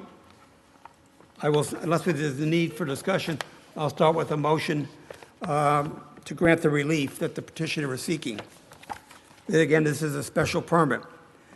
That the requirements of the ordinance cannot be met unless we grant unless a special permit is granted. The traffic generated or patterns of access or egress resulting from the window change will not cause congestion, hazard, or substantial change in the established neighborhood character. Again, we're talking about one window, not a substantial increase in its size, but an increase. And it's facing, it's at the rear and facing a neighbor who has a fence between the window that's going to be enlarged and the neighbor's property. That the continued operation of or development of adjacent uses as permitted in the ordinance will not be adversely affected by what is proposed. Again, the only, I think, impact that could ever happen would be for that neighbor who faces the window. And as we've said before, that neighbor appears to be not concerned about the window change. No nuisance or hazard will be created to the detriment of the health, safety, and or welfare of the occupant of the proposed use or the citizens of the city. And again, we're talking about nuisance or hazard, and a slight enlargement of the window will not cause that. And that generally what is being proposed will not, the proposed change will not impair the integrity of the district or adjoining district or otherwise derogate from the intent and purpose of this ordinance. So the basis of all of these findings, the chair moves we grant the special permit requested on the condition that the work proceed in accordance with plans prepared by NEDC Design and Construction, the first page of which is dated 4/21/2021, first page of which has been initialed by the chair. Brendan? Brendan Sullivan, yes to granting the special permit. Slater? Slater Anderson, yes to granting the special permit. Laura? Laura Wernick, yes to granting the special permit. Wendy? Wendy Leiserson, yes to granting the special permit. And the chair votes yes as well. Special permit granted. Thank you very much. Have a nice night. Thank you. Thank you. Very good. There you go. Okay, Can we unmute? Or can we mute? the chair will now call case number 119814, 110 Berkshire Street, Unit 1. Anyone here wishing to be heard on this matter? Yes, this is David Fenchel from Traverse Architects. Okay. The floor is yours. Thank you. I am the architect from Traverse Architects, representing Judy and Dwight True of 110 Berkshire Street. We're requesting to relocate an existing window about 1 foot horizontally in a non-conforming wall and to add a matching window. We need a special permit because of the violation doesn't meet the minimum side yard setback of 7.5 feet. That wall is approximately 3.7 to 4.1 feet from the side yard setback. In the photos on the left, we're illustrating the existing conditions, and then the 3D renderings show the proposed relocated and added window. The proposed work does not exacerbate the non-conforming condition, and it does not detrimental to the neighborhood or public interest. The windows improve access to daylight and fresh air, and it is in keeping with existing buildings fenestration along that non-conforming wall.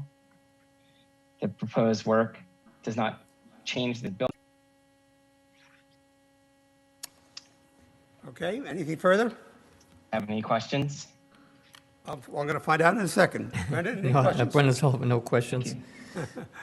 Laura? No questions. Thank you. Slater? No questions. Wendy?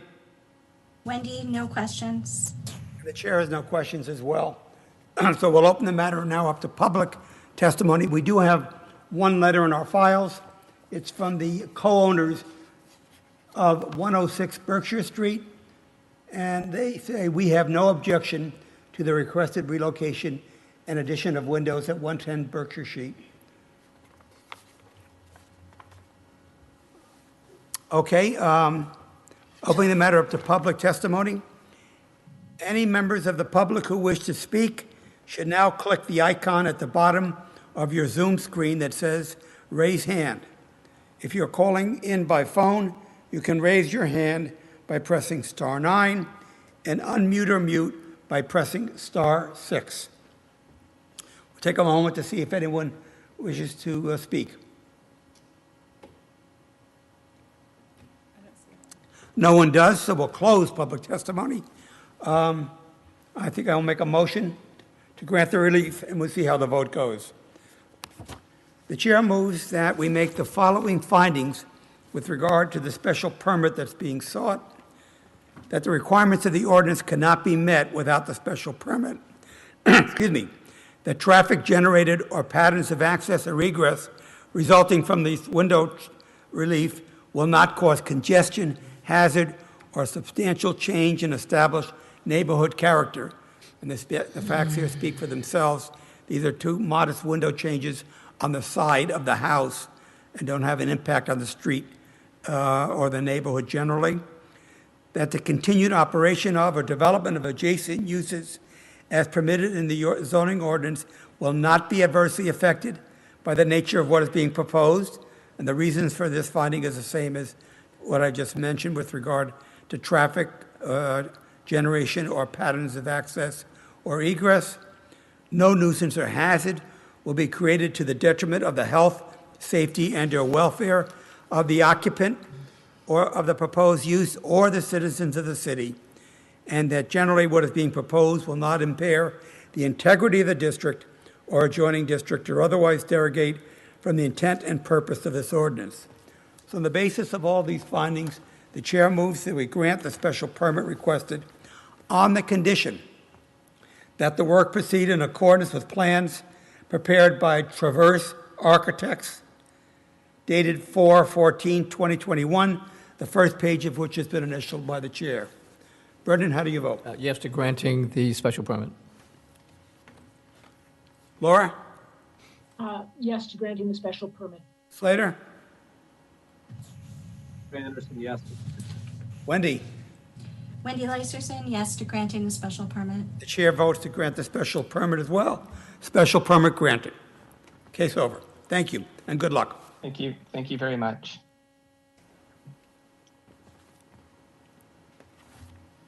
Let's take a few-minute recess while I get the files in order for the next case.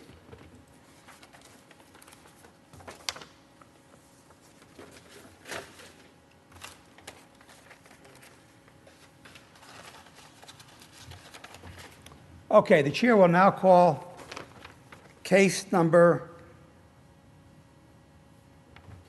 I got the right one, 120388, 237 Putnam Avenue.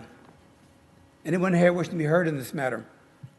Thank you, Mr. Chair, members of the board. My name is Johanna Schneider. I'm an attorney at Hemingway & Barnes in Boston, and I'm here on behalf of Brickman BSS owner, who owns the building. Along with me tonight are Dan Yacarino and Kelly Oikoya from the owner, and Ron Margolis, our project architect. We are here before you this evening seeking zoning relief for a very modest change to the existing building at 237 Putnam Avenue. I'll just start with a little bit of background about the building. 237 Putnam is part of a complex of buildings located on Putnam and Blackstone. These buildings were constructed in the late 1800s, early 1900s. They have always been in commercial use with the current existing legal occupancy as office, lab, and R&D. Due to a rezoning by the city in 1999, the buildings are now pre-existing non-conforming with both respect to use and dimensions. And the exterior of the complex is subject to a City of Cambridge landmark designation. With respect to the project that we're here seeking relief for, there is currently an open pedestrian walkway that connects the buildings at 237 Putnam and 21 Blackstone at the second floor. There's a picture of this in our submission package. There actually, I believe there may be some photographs in our package as well, if we can scroll to those, yes. If you could click on that one. So you can see in the background there, it's highlighted in red, the walkway area that we're talking about tonight. And if we can click to the next slide, that also gives a good view of it. Yeah, this is the area that we're talking about. The owner has been negotiating with a prospective tenant to lease space on either side of this walkway. So in order to improve conditions for this tenant and future tenants of the building, the owner would like to enclose this walkway. This will improve the safety and comfort of building employees who pass between the two buildings. This is an issue, as you might imagine, that's particularly acute in the winter months and on rainy days. The overall area to be enclosed is 200 square feet, and it will not be visible from a public way. This does, however, require relief for an increase in FAR, as well as an extension of the pre-existing non-conforming use and the pre-existing non-conforming structure. At this point, I can stop, and if the board wishes, we can have Ron Margolis walk through the plans for the enclosure, or I can just move on to discussing our compliance with the variance criteria. Well, from my perspective, you can just move on to the requirements for a variance and why you satisfy them. Okay, terrific. Thank you. With respect to the first criterion, literal enforcement will create a substantial hardship. This will prevent the owner from enclosing space to increase the safety and comfort of tenants who currently use a walkway that is open to the elements year-round. It will also limit the sizes and types of tenants that the owner is able to lease to, as prospective tenants may not view it as desirable to have space separated by an outdoor walkway. The hardship is in fact owing to the pre-existing non-conforming status of these buildings, which date back to the late 1800s and early 1900s, and were rendered non-conforming by a 1999 rezoning. Additionally, the exterior of the buildings are subject to a landmark designation, which constrains the ability of the owner to make other types of changes in order to connect these buildings. The enclosure would not be visible from a public way, and we did confer with landmarks and confirm that they had no issue with the proposal for that reason. These are certainly conditions that are unique to the property. I don't think that there are many very old pre-existing non-conforming buildings that have this sort of outdoor walkway that needs to be enclosed. Desirable relief can be granted without substantial detriment to the public good. As I said, the purpose of enclosing the walkway is to enhance the safety and comfort of tenants passing between. It will not be visible from a public way, nor will it have any impact whatsoever on members of the public. We did reach out to all of the abutters and neighbors by letter and in person. We received no questions or comments about the proposal. And finally, relief can be granted without derogating from the intent of the ordinance. This is a really modest addition. It's only 200 square feet to an 83,180 square foot building. The only extension of the existing nonconformities is with respect to this covered area. The FAR is imperceptibly increasing. It's currently a 1.46, and it will also be a 1.46 after this enclosure. And finally, the enclosure will promote the safety of building tenants, and it will conserve the value of buildings by making this building more marketable for prospective tenants.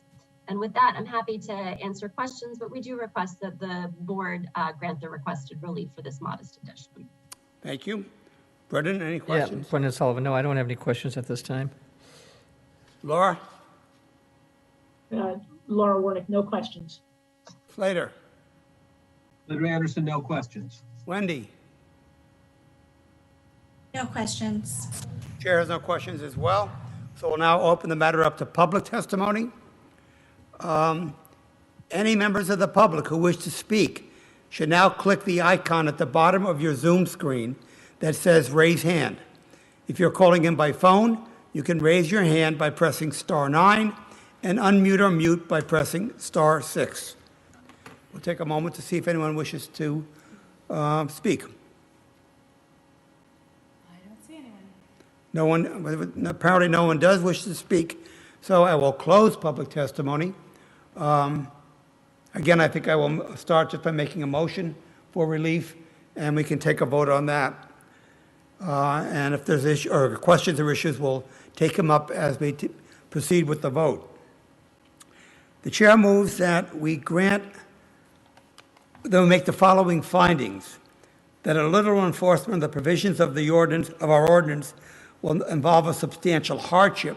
Such hardship being that there are two related buildings, if you will, that are connected by a bridge that is not covered, and therefore it makes the use of that bridge is if you go from building to building difficult in the inclement, if the weather is inclement, that the hardship is owing to the fact of the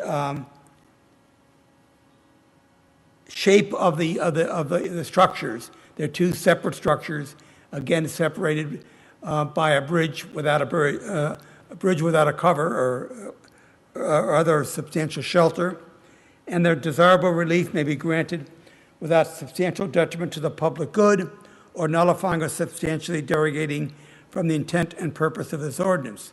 In this regard, the relief being sought has had no detriment whatsoever to the public.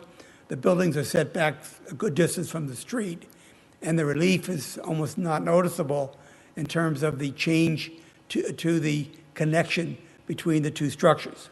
So on the basis of all of these findings, the chair moves that we grant the variance being requested on the condition that the work proceed in accordance with the relevant photographs submitted by the petitioner, which are in our files and which have been initialed by the chair.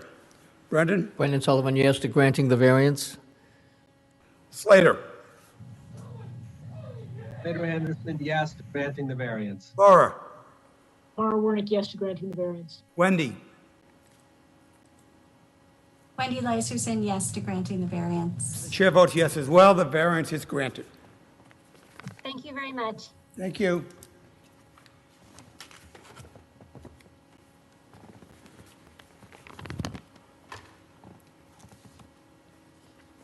The chair will now call case number 122045, 25 Kelly Street. Anyone here wishing to be heard in this matter? Yes, Liz Cahill here from ART Architects. I'm here representing the owners at 25 RC Kelly, Rick Wellish and Carrie Friedman.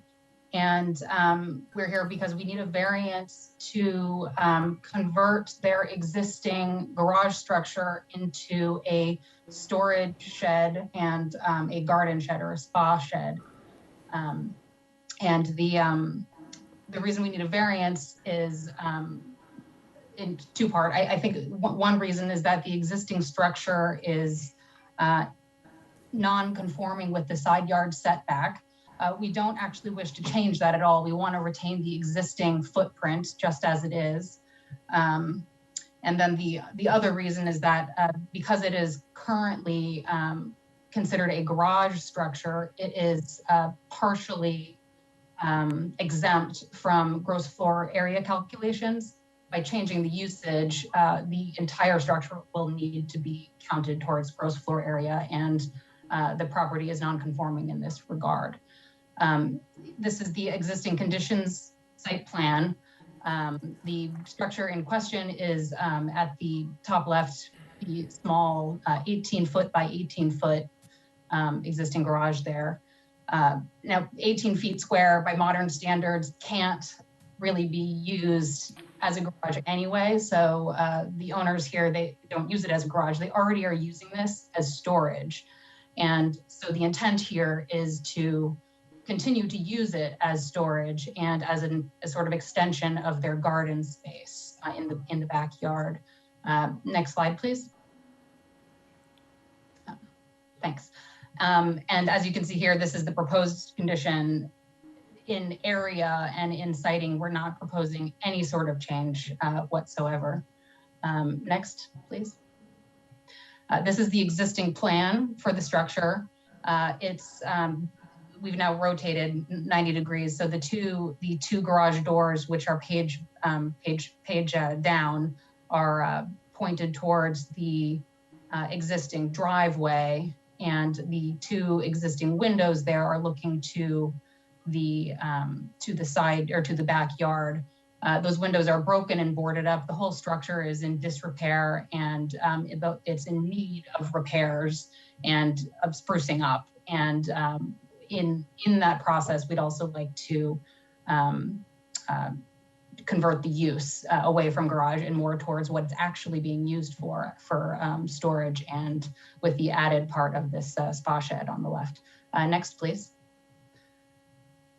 And so here's the proposed plan with two openings facing the driveway, and then two larger openings on page left here, opening up to the existing garden.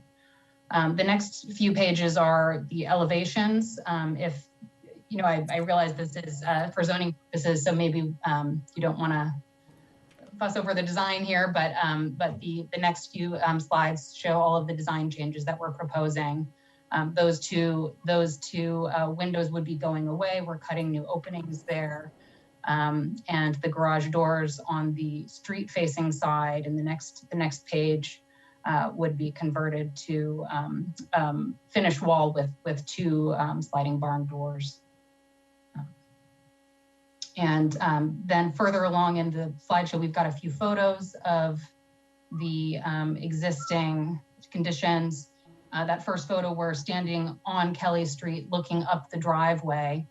You know, as you can see, the owners are already using the driveway as their where they keep the car. They're not using the existing garage for any sort of vehicle storage. That second photo there is showing the existing garage doors. And the next page, we're seeing what this looks like from the backyard near the house. It's and in that bottom photo, you can get a sense of the degree of disrepair that the inside of the structure is currently suffering from, and that needs to get fixed up. And with that, I'll answer any questions that you all may have. This is Brendan Sullivan. Elizabeth, is that sort of like a 1940s or a 1950 Sears, out of the Sears catalog? It is a Sears catalog structure. Yeah, okay. It predates the current owners, I believe. Okay. Yeah. And it's run its course. Its shelf life is over. Well, we want to retain parts of it. We don't want to replace the roof. We don't want to change the nature of the two, the back facade or I think it's the east facade facing 29 Kelly Street. Those two facades would remain untouched, but we do want to structurally reinforce it from inside so that it can continue standing. Yeah, okay, good. Ms. Cahill, quick question for you related to neighbors. So this is going to become a more visibly apparent use, particularly the spa. Have you talked with your neighbors? Yes. Are there any concerns? No, Rick and Carrie collected some letters of support from a number of their neighbors, including the neighbor right behind them and to the side, which would be closest to the building. And I think the other side that the new openings would be facing. And they've all supported this. Thank you.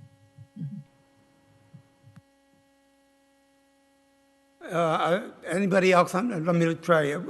Brendan's asked some questions, and so has Laura. Anything you want to ask, Slater? No questions. Thank you. Wendy? No questions. Okay, thank you as well. And the chair has no questions. I think what questions I might have had have been raised by my colleagues already. So with that, I will close public testimony. I don't believe we have any letters in our file.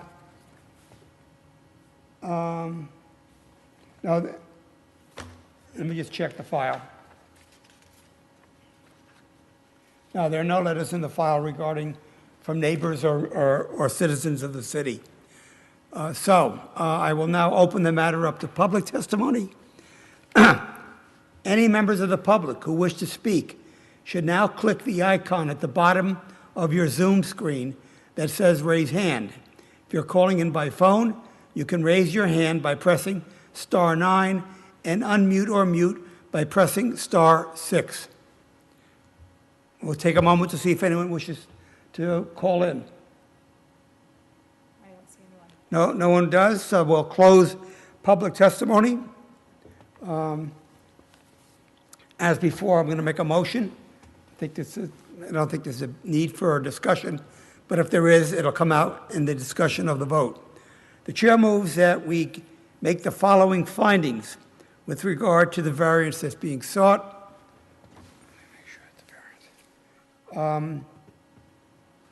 That a literal enforcement of the provisions of the ordinance would involve a substantial hardship. Such hardship being is that this structure is in very poor condition, it cannot be really rehabilitated, and so there's a need to replace the structure with something that's more appropriate and more usable than the old structure.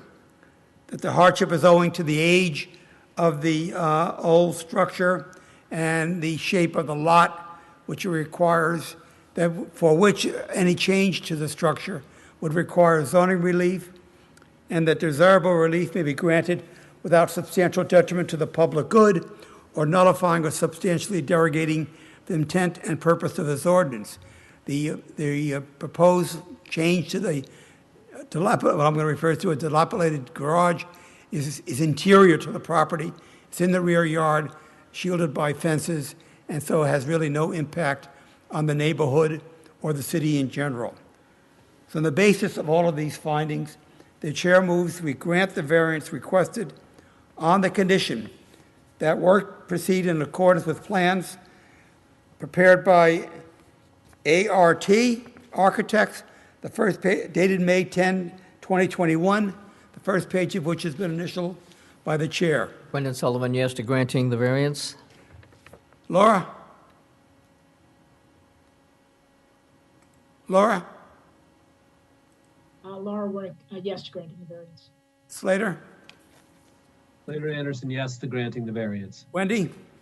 Wendy Lyserson, yes to granting the variance. And the chair votes yes as well. Variance granted. Thank you. Thank you very much. Have a good night. Have a good night, too.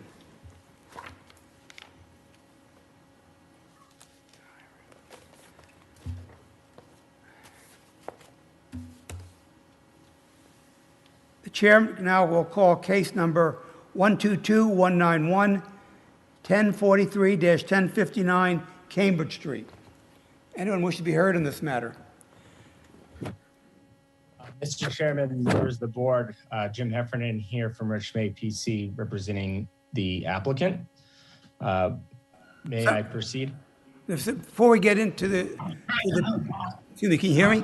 The presentation, I believe this case has to be continued. You've appeared before the planning board with regard to the relief is being sought. We haven't received a report from the planning board, and it's my understanding is that the planning board wants to have a further meeting with you, with your client, I should say. Further, there's been a letter of objection by a neighbor or a butter who points out that what is being proposed on these plans is a 14-foot high chimney or enclosure for elevators to be constructed if we grant the relief. That is rather obtrusive, given the location of the lot, given the surrounding area.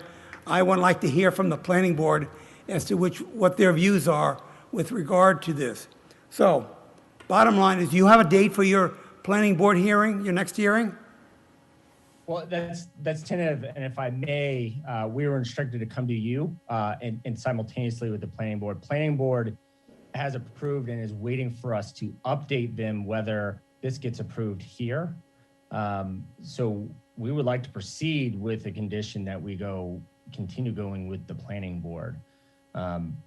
They had approved roof decks, and as we would like to explain tonight, having gone towards the final hurdle of this process, going back to ISD with the accessibility review, the elevator needed to go up one more floor to the roof to provide accessibility to all residents of the building, which we've now received a number of letters of support, including just around 5 o'clock tonight from the City of Cambridge Commission on the Persons with Disabilities.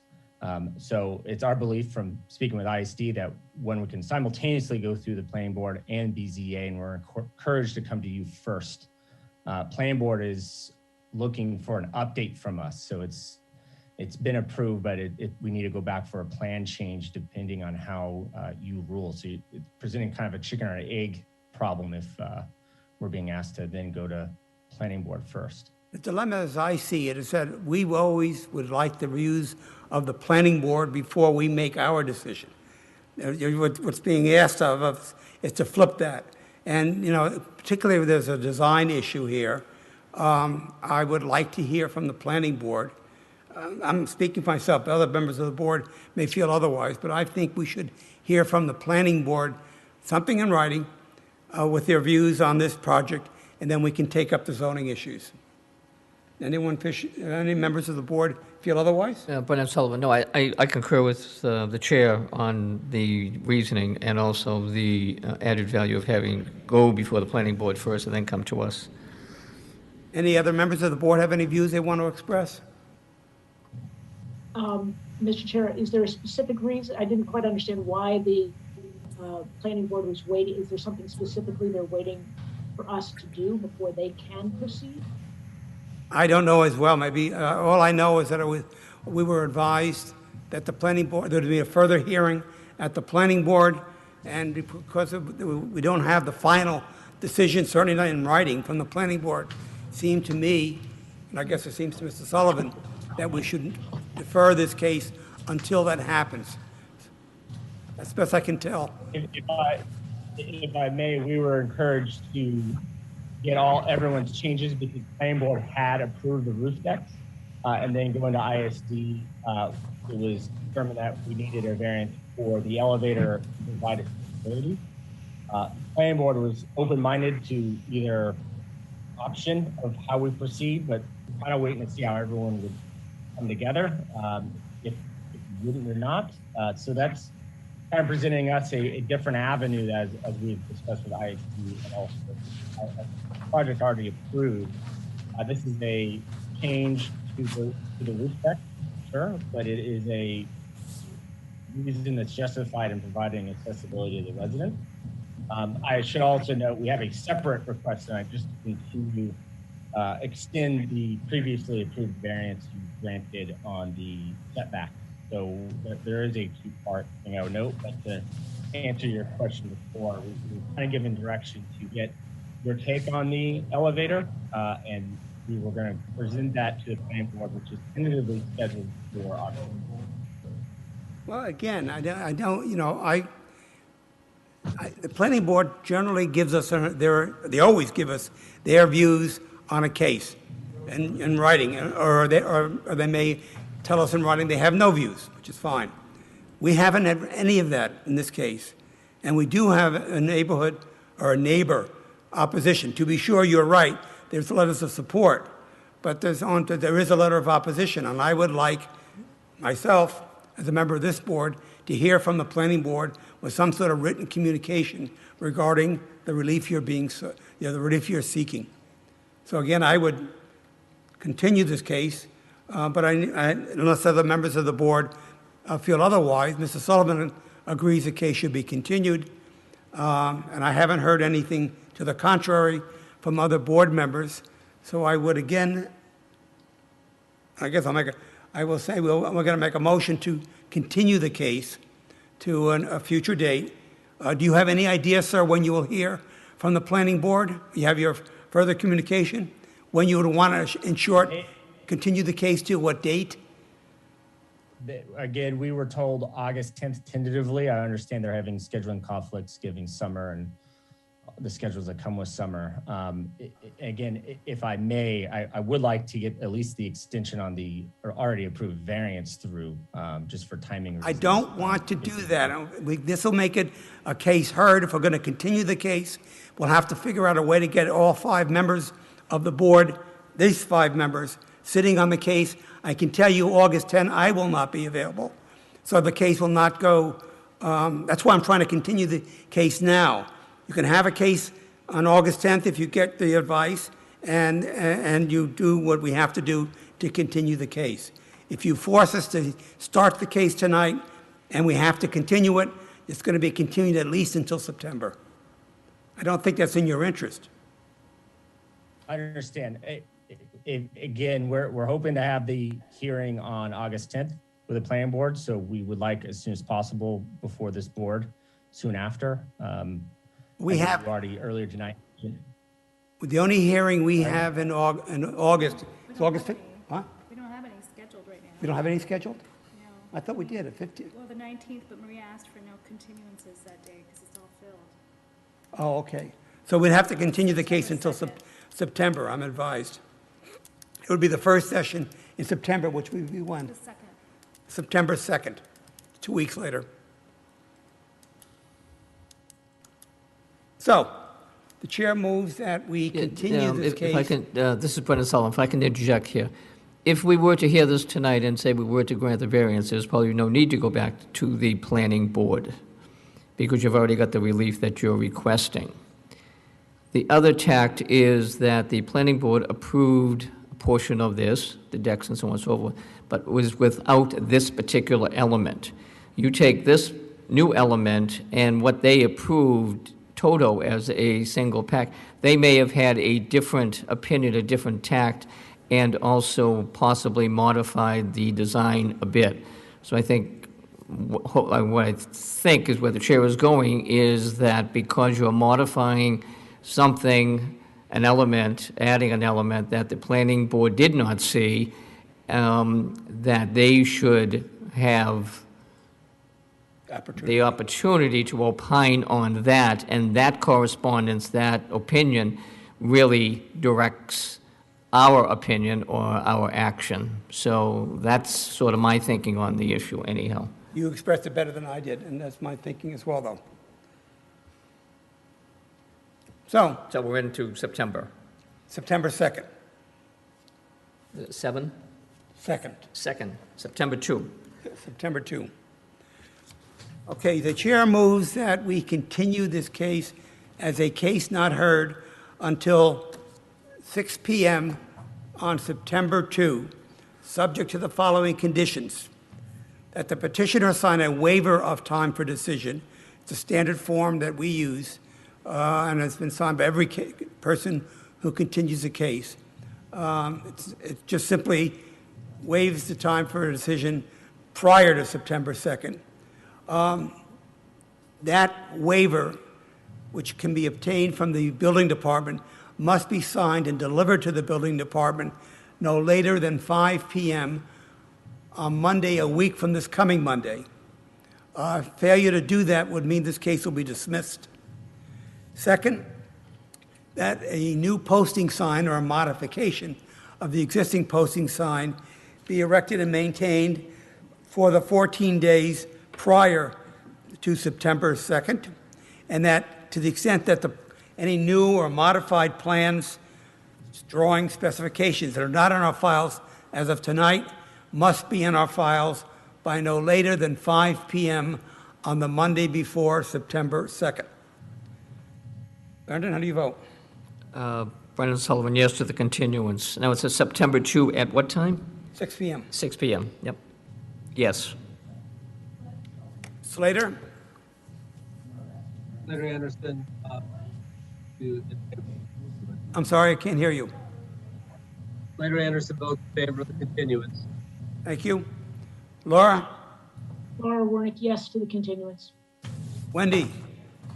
Wendy Leisterson, yes to the continuance. The chair, of course, votes yes for the continuance as well. So the case is continued until 6 p.m. on September 2nd, provided that the petitioner signs the waiver of time for decision that I earlier referred to and otherwise satisfy the conditions of the vote which is taken, namely that a new posting sign or a modified posting sign be erected and maintained for the 14 days prior to September 2nd. And lastly, to the extent that there's been a change in any of the plans, specs, and the like that are part of the file now, they must be, those modifications must be in our files no later than 5 p.m.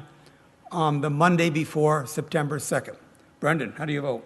Yes to the continuance. Slater? Slater Anderson, yes to the continuance. Laura? Laura, yes to the continuance. And the chair votes, Wendy, I'm sorry.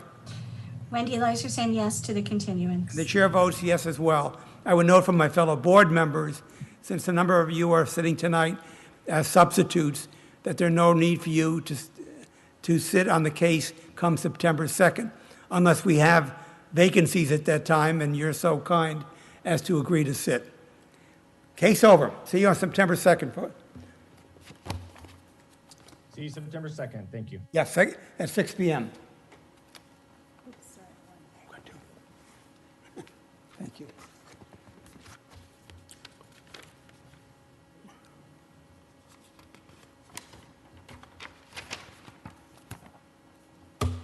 The chair will now call case number 121712133 Elm Street, Unit 2. Anyone here wishing to be heard on this matter? Hello. Hi, my name is Sam Pentris. I'm sitting here with my wife, Beth Thaler. Hi. And we are the owners of the upstairs condo at 133 Elm Street, the second and Lover neighborhood. We've been here for 12 years now. In fact, our daughters go to school right next door at the elementary school right there. Last year during the pandemic, as we both started working from home, and I will be continuing working from home. We're realizing and working. Our issue is that our house is on a very undersized lot. It is very narrow, and it was built in the 1890s. Any construction at all would be violating code. But we are looking to build a new room on third floor. It would sit right on top of our second floor, so it wouldn't change the footprint in any way. And in fact, it would be barely visible from the street, the changes. The back room would be pretty much invisible, and we are asking to gable the sides a little bit, but we are, dormer the sides a little bit, but we are keeping those dormers within the guidelines as we understand them from Cambridge. Good, we've spoken to all of our neighbors around in the vicinity of our building, and we've heard no objections. And in fact, we've heard approvals from everybody, and we've got letters from those and verbal to our architect. Entitled, so. Hi, my name is Damon Seidel of Mixed Design and Development. I've been helping Sam and Bess with their renovation design. And so if you'll step to slide 3 would be fine. I can explain what we're hoping to do.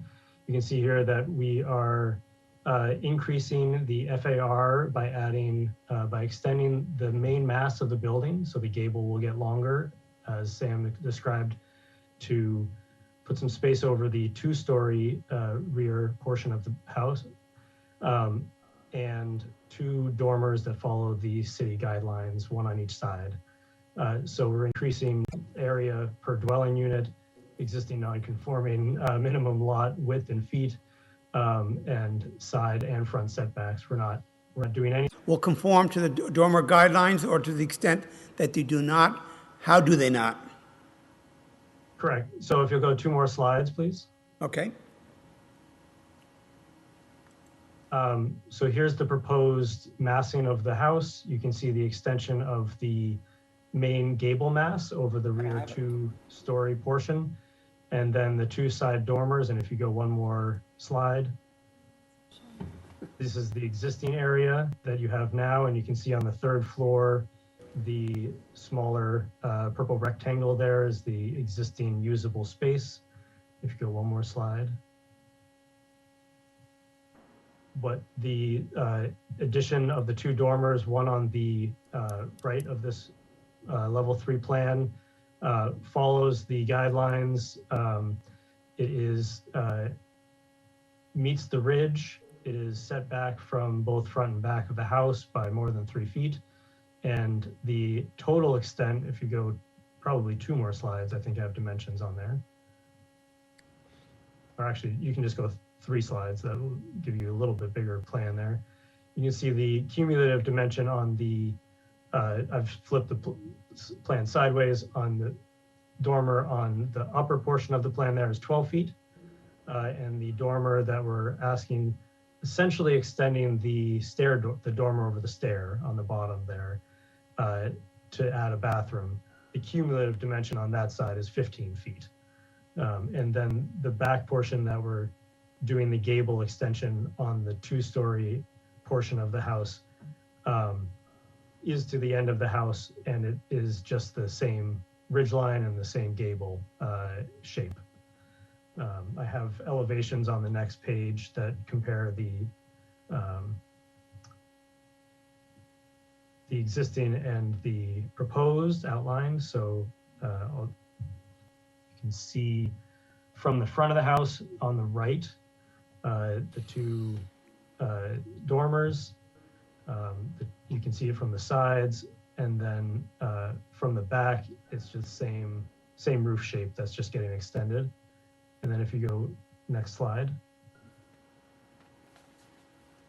or 2 slides, yep. A little 3D of massing in the context with the city's model. There's the before, and the slide after shows the proposed. And I will note, actually, on that slide, Sam and Bess pointed out to me that we colored the existing skylight in the front there inaccurately. That's already there. We're not changing that. And then some views with the massing model from the street. So next slide shows from Hampshire Street, looking down Elm Street. You can see it peeking up there over the 2-story building, its neighbor. And then the next slide shows from the other end on Hampshire Street, poking up again. That is an existing window, the blue one, that's existing skylight. And then the slide that you're pointing to right now, number 18, shows very diligently the way that Bess has spoken to all of their neighbors and gotten either verbal approval saying this all sounds good, showing my plans to them, what they need to do to stay comfortable in their home in Cambridge. Thank you. Brenda, any questions? 5, and the district is 0.75. Yeah, okay. Yep, no, it's... But roughly 225 feet of additional structure. Correct. Okay, I'm all set.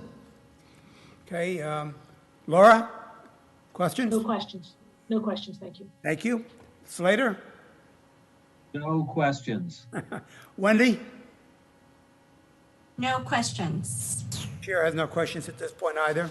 So I will close public testimony and open I will open public testimony, I'm sorry. As the petitioner has noted, or his representative has noted, there are numerous letters of support in our files for the project, no letters of opposition. Okay, any member of the public who wishes to speak should now click the icon at the bottom of your Zoom screen that says raise hand. If you're calling in by phone, you can raise your hand by pressing *9 and unmute or mute by pressing *6. Take a moment to see if anyone wishes to speak.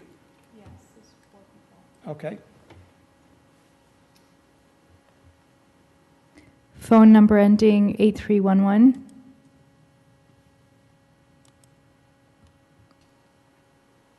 Hi, it's Heather Hoffman from 213 Hurley Street, and I'm really just curious about something because as a title examiner, I occasionally come across condos getting variances like this. And I'm just curious as to whether they're prepared to amend the condo docs because they're clearly invading the common areas. I understand that this doesn't particularly pertain to this, but it's still somewhat of a concern because they don't own the roof. They own an interest in the roof. Anyway, thank you. It's a good question, Heather. Thank you. Have you, to the petitioners and their representative, have you approached the condo ownership, management, however it's run, and do you have approval to do what are you proposing to do? Yes, we do. We are in close contact with our condo mates downstairs. We have spoken to them about increasing our share of the condo fees. We currently pay 2/3 of the condo fees, but we will increase that by our floor ratio. And yes, they are in full approval of the way it changes their skyline and the roof structure. Good, thank you. And we'll probably be redoing the roof. All right, anyone else wishes to speak? Yes, Sean Henry. Hello, can you hear me? Yes. Yes. Great, this is Sean Henry. I live at 145 Elm Street. I am very much in support of Bess and Sam's addition, primarily because I believe that anything we can do to the houses in Cambridge that continue to allow families to raise their children here is a good thing. Thank you for taking the time to support your neighbors. Anyone else? Jordan Doleman. Hi, this is Jordan Doleman. I'm the neighbor directly to the north, arguably one of the most impacted, and I'm fully supportive of Sam and Bess's plans. They shared them early, and I think it'll be great to have them stay in the neighborhood as well. No, thank you again for taking the time. I'm sure your neighbors will appreciate it. Eric. Those are going through, and we love having them as neighbors. Thank you as well. That's it. That's it. Okay, I'm now going to close public testimony. The chair moves to make the following findings with regard to the variance being sought: that a little enforcement of the provisions of the ordinance would involve a substantial hardship, Such hardship being is that there's a need for additional space in the unit that the petitioner occupies. And that would apply to not only this petitioner, but any other occupant or owner of the property. It's just too small. To put it in simple, non-legal terms, that the hardship is owing to the age and shape of the structure, which prohibits expanding the living space without zoning relief, and that relief may be granted without substantial detriment to the public good, or nullifying or substantially derogating from intent or purpose of this ordinance. In this regard, as we have seen or heard, there is substantial unanimous neighborhood support for the relief being sought, and what it will result will be an improvement to the housing stock of the city of Cambridge. It'll be an update and expansion in a city that needs certainly more room for growing families, young families. So on the basis of all of these findings, the chair moves that we grant the variance requested on the condition that the work proceed in accordance with plans prepared by MIX Design and Development, dated April 27, 2021, the first page of which has been initialed by the chair. Brendan. Brendan Sullivan, yes to granting the variance. Laura. Laura Wernick, yes to granting the variance. Thank you. Slater.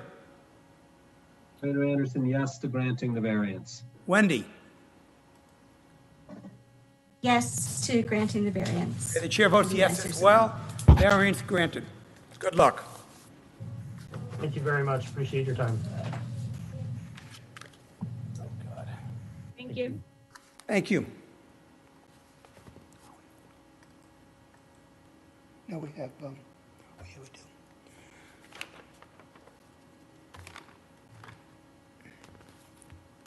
The chair will now call case number 115236, 159 Alston Street. Anyone here wishing to be heard? I'm the representative for the owner. Gwendolyn Noyes is my name. Okay, your name, please. Gwendolyn Noyes. Okay. I'm here, Gwen. Oh, good. And the owner, the owner of the property, Geraldine Small, is also on the line, and the architect of record, Scott Blasek, I believe, is also on the line. I just will do a brief introduction. This is a project that was approved by the zoning board in October of 2019. At that time, it's a project that is on a lot that is smaller than what is usually allowed for a three-family, and our plans were unanimously approved at that time. We made it clear that we intended to have a passive house certification for new construction of a triple decker, and we also wished to put 3 parking spaces on the property. And the zoning board at that time unanimously approved the project, with the exception that because one of the parking spaces was in a portion of the property that was it had a shared variance, a shared, what am I trying to say? Shared use with the neighbor? We gave up the spot. Yeah, we gave up the parking space, and it only has 2 spaces now, and the board unanimously approved it. The architect who is on the screen has been working on this project since then, and as mentioned earlier, our intention is to have the project be a passive house certified. in the course of doing the working drawings and reviewing the process of designing and measuring all the energy efficiency requirements, we discovered that we needed to rearrange the windows and cut back on some of the window sizes. And so we had gotten the preliminary certification from the certifying agency. However, it required cutting back the windows, and we have drawings that illustrate that.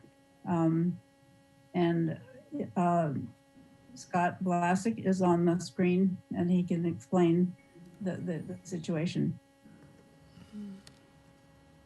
Yes, thank you, Gwen. Good evening, board members. My name is Scott Vlasic from Bruce Hamilton Architects.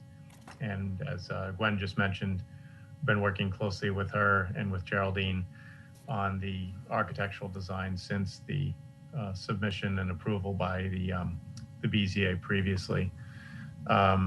So on the second slide are the current exterior elevations that we are planning to build. The window changes that Gwen was referring to primarily were on the right and left side elevations, which are the long sides that face toward the neighboring properties. There were no changes to the back elevation in the lower left corner of this slide. And there were a few minor changes to the front elevation. So I'll briefly describe those changes, and then I'm happy to answer any questions. So on the front elevation, the primary change was on the second and third floor on the left-hand side. What is shown there is a swinging door and two adjacent windows on each of the second and third floor. Originally, that was more or less shown a little more ambiguously, I guess, on the first submission. And so that window was just further defined. I guess you'd say it really didn't change in size as much as it did in configuration.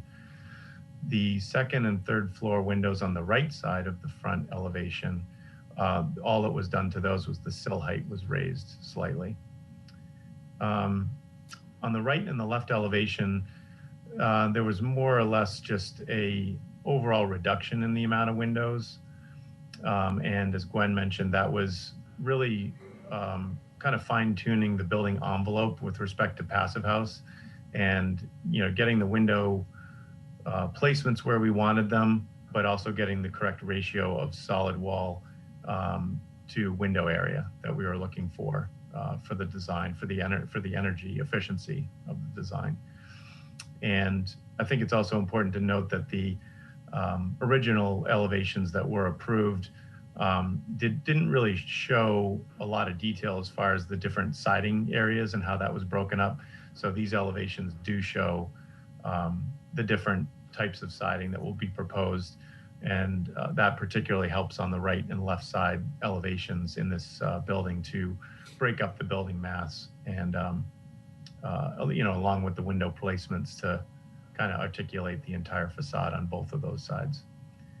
So I think that's everything I wanted to mention. I didn't know, Gwen, if you had anything to add to that. Before we did a question, as I recall, when we heard the case the last time, on one side of the building, your structure, I forget whether it was the left or the right, it was intrude into the setback. It was non-conforming as to setback on that side.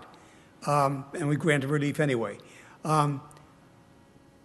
Have you, going to that side where the building will be too close to the lot line from zoning point of view, have you spoken to or received any communication from the people who are on the other side of that setback, who will have this new window arrangement, they'll be affected by that? Have you reached out to them? Have they reached out to you? Where do we stand? The windows, Geraldine may have something to say about this, but the windows are actually, there'll be fewer windows than there had been before. And in the previous iteration of the plans, we had support from all the neighbors. So this would be, if anything, lessening their exposure to the. I understand that. I understand the logic to what you're saying, and I agree with it. But you never know with neighbors and people, a new occupant may have moved in next door. It would have been nice if you had reached out or someone had reached out. I have. Oh, good. Okay. I have reached out to the neighbors. What I've done is, as we've progressed through the project, I write a letter, a personal letter, and I put it under their doors, under their mats, just to inform them what's happening. And so in my mind, I've kind of divided it up into 5 stages. And so we've finished a couple of the stages. But I feel like it's important to keep them informed as to what's been happening. And I have my number and my email on there. And I haven't heard from any of the neighbors in regards to any of the changes or anything that's happened at the property. So I think good news is, no news is good news. Well, congratulations. I think you proceeded in exactly the right way, particularly as a good neighbor. And obviously, we haven't at least received any communication from a neighbor upset about what you're proposing. So I will take that as implied consent. Thank you. Thank you. Thank you. Questions from members of the board? Brendan? Brendan Sullivan, no questions. Slater? Slater, no questions. Laura? No questions. Wendy?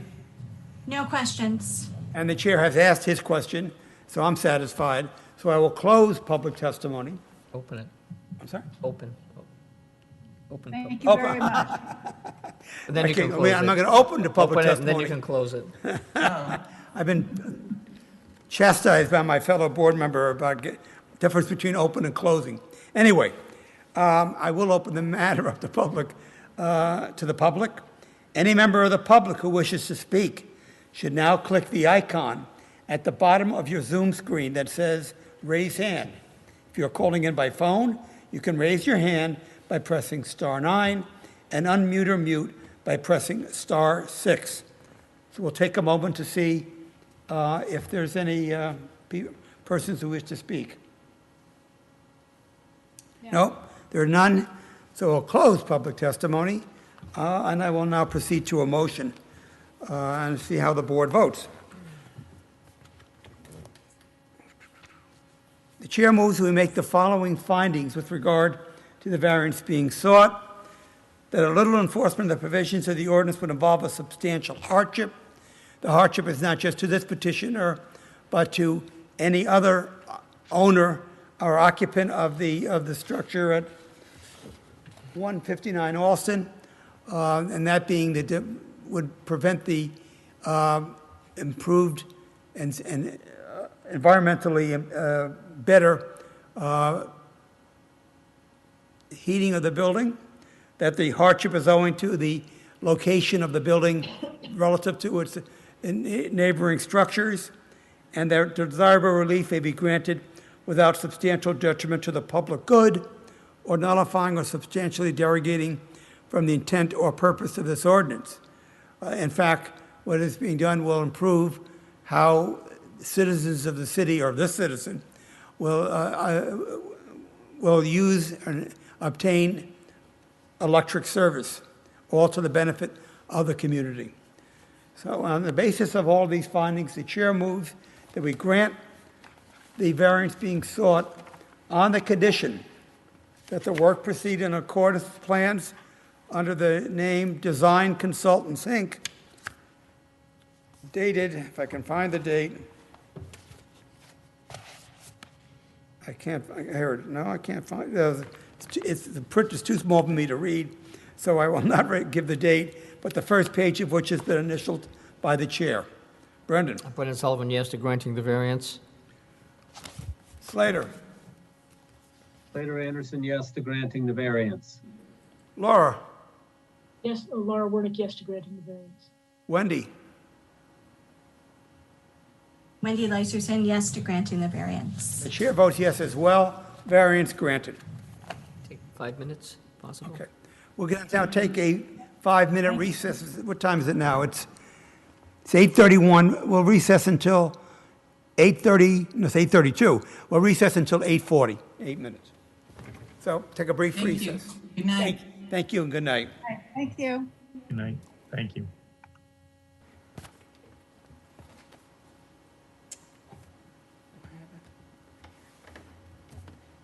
Looking for 2067.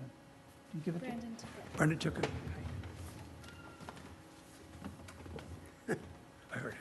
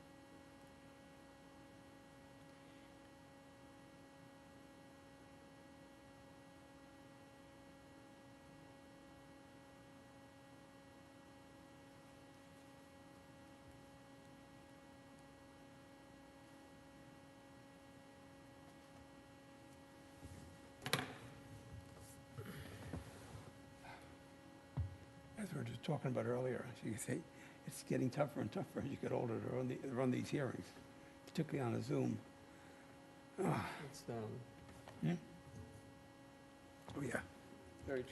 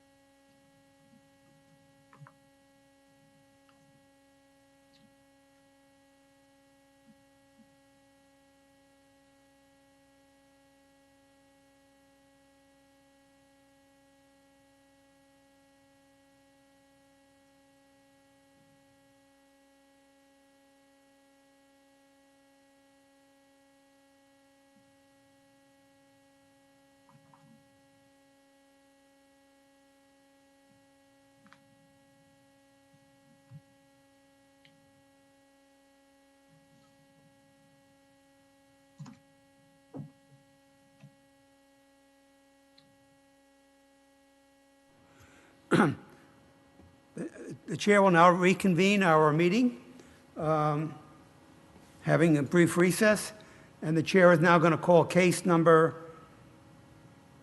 125782, 2067 Massachusetts Avenue. Anyone here wishing to be heard on this matter? Yes, good evening, Mr. Chairman, members of the board. My name is Dan Klasnick. I represent Verizon Wireless in the proposed modification to its facility located at 2067 Massachusetts Avenue. Just by way of background, the facility was originally installed pursuant to a special permit in 1997.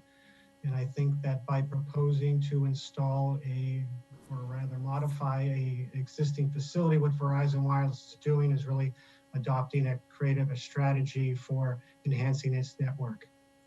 We did include a set of detailed plans and also some photo simulations to support the request for this qualified 6409A modification and special permit. If we could just please proceed to sheet C1, the rooftop plan, please. Thank you. As I indicated, this is a rooftop perspective of the building with Verizon Wireless's facility installed, as well as the proposed modification. Currently, Verizon Wireless has installed 12 antennas on the rooftop with its equipment shelter. The antennas are frame mounted. And while it's a little difficult to see, I'll describe what we're proposing to do. What we're going to do is modify the facility by relocating 6 antennas, 2 per sector, onto side-by-side mounts.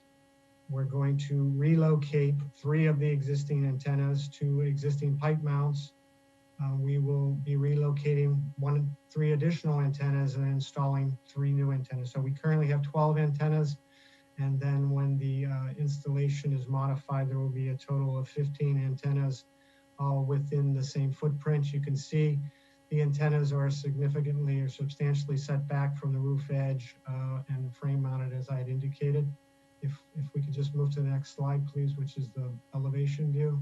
Once again, a little difficult to see, but this shows 2 of the sectors that Verizon Wireless will be modifying. They're not changing the footprint or overall size of the frames themselves, but utilizing that existing space more wisely and consolidating the antennas, as I had indicated, on the side-by-side mounts and relocating antennas that allows them to add that additional antenna without increasing the overall footprint of the facility.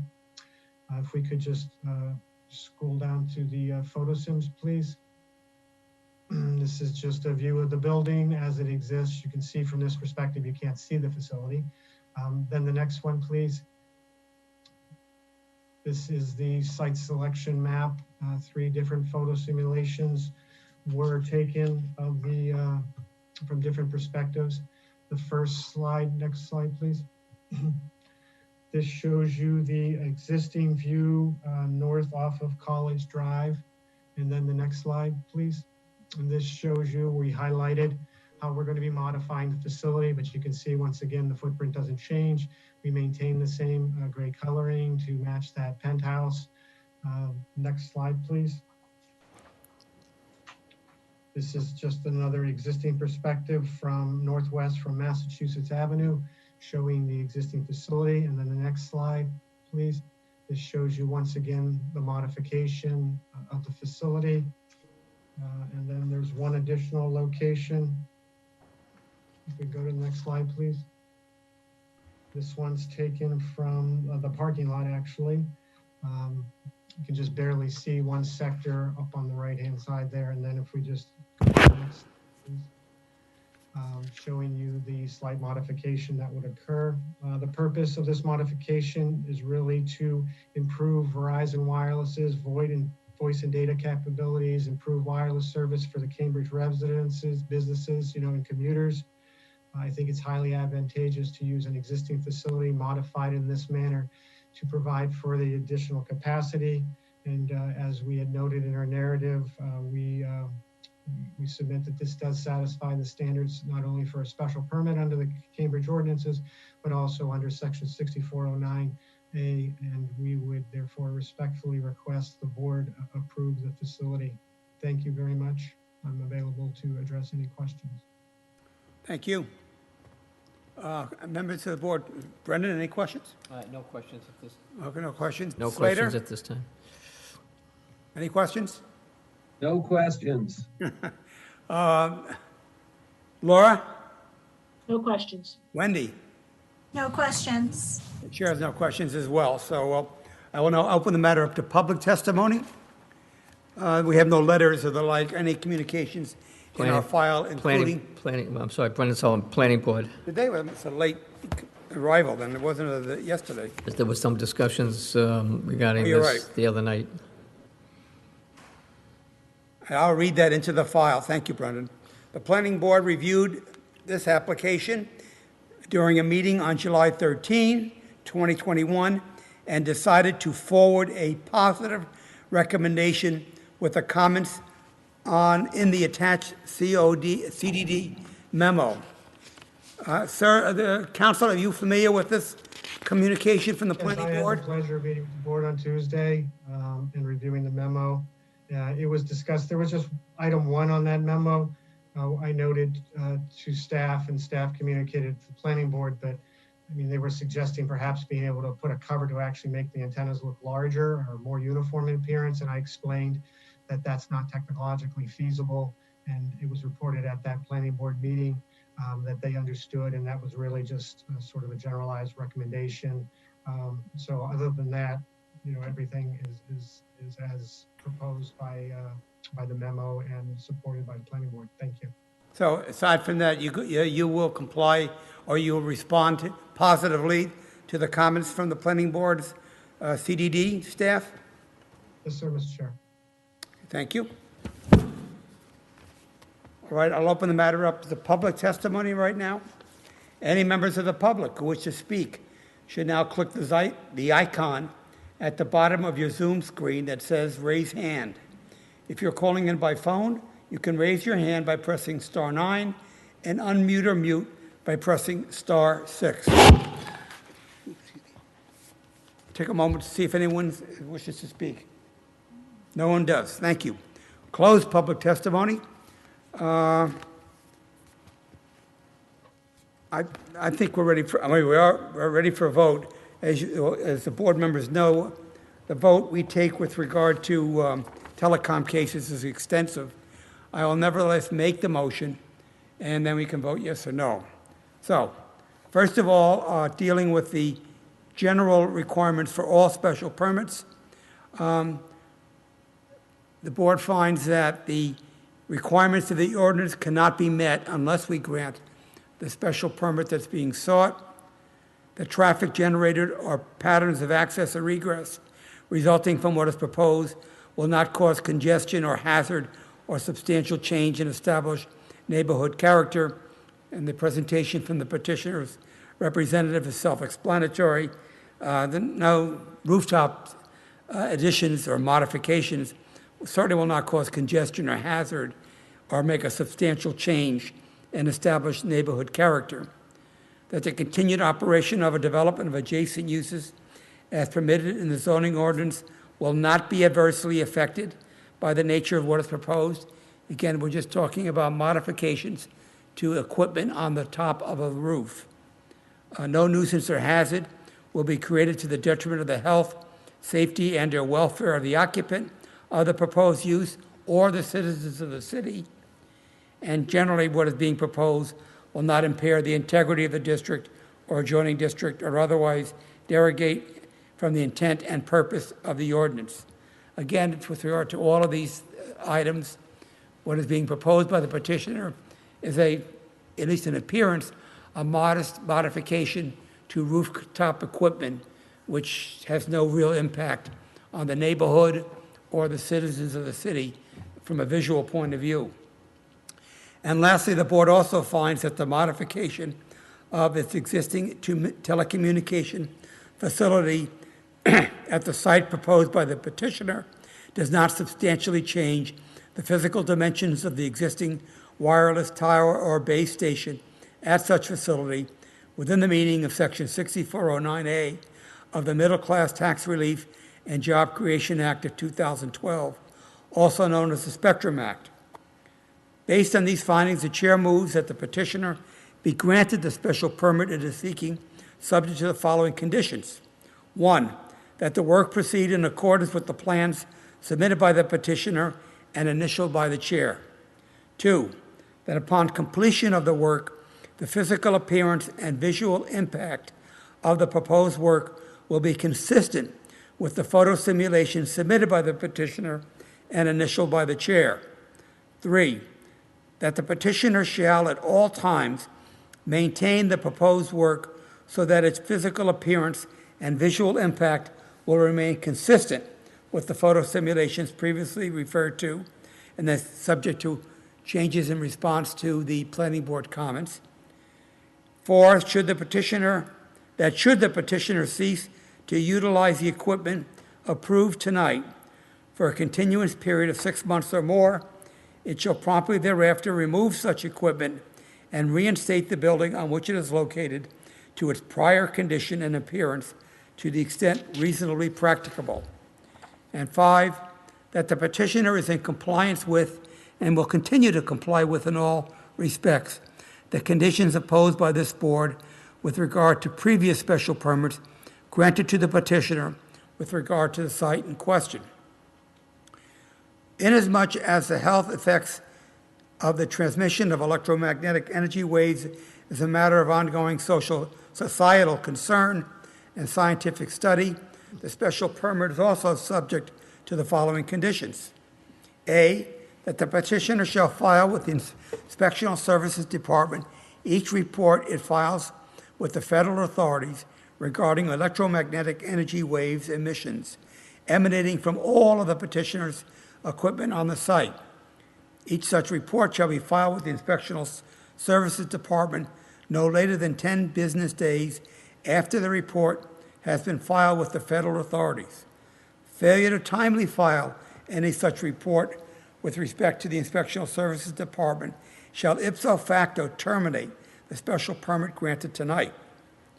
B, that in the event that at any time federal authorities notify the petitioner that its equipment on the site, including but not limited to the special permit granted tonight, fails to comply with the requirements of law or governmental regulation, whether with regard to the emissions of electromagnetic energy waves or otherwise, the petitioner, within 10 business days of receipt of such notification of such failure, shall file with the Inspectional Services Department a report disclosing in reasonable detail that such failure has occurred and the basis for such claimed failure. The special permit granted tonight shall ipso facto terminate if any of the petitioner's federal licenses is or are suspended, revoked, or terminated. C, that to the extent that a special permit has been terminated pursuant to the foregoing paragraphs A and B, the petitioner may apply to this board for a new special permit, provided that the public notice concerning such application discloses in reasonable detail that the application has been filed because of a termination of special permit pursuant to paragraphs A and B described above. Any such new application shall not be deemed a repetitive petition and therefore will not be subject to the 2-year period during which repetitive petitions may not be filed. D, that within 10 business days after receipt of a building permit for the installation of the equipment subject to this petition, the petitioner shall file with the Inspectional Services Department a sworn affidavit of the person in charge of the installation of equipment by the petitioner with a geographical area that includes Cambridge, stating that A, he or she has such responsibility, and B, that the equipment being installed pursuant to the special permit we are granting tonight will comply with all federal safety rules and will be situated and maintained in locations with appropriate barriers and other protections, such that individuals, including nearby residents and occupants of nearby structures, will be sufficiently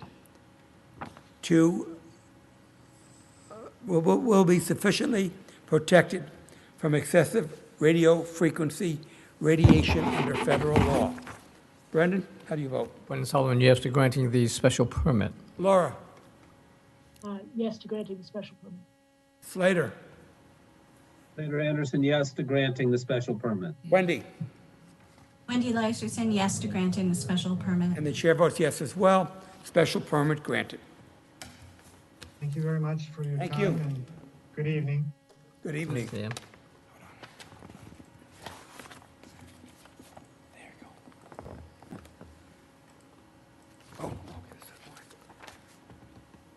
The chair will now call our last case for the evening.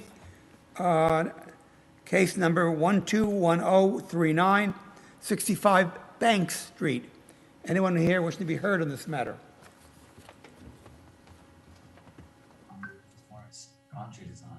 Yeah. I don't, oops, hello. Hi, I'm Elke. I'm just looking to see where our architect is. I know he was on the call, Morris Shopes. I didn't see his name on the call. Oh, you know what, I think he's maybe on our link, so it says Hershey Zarchi. I've been, trying to promote everybody under that name.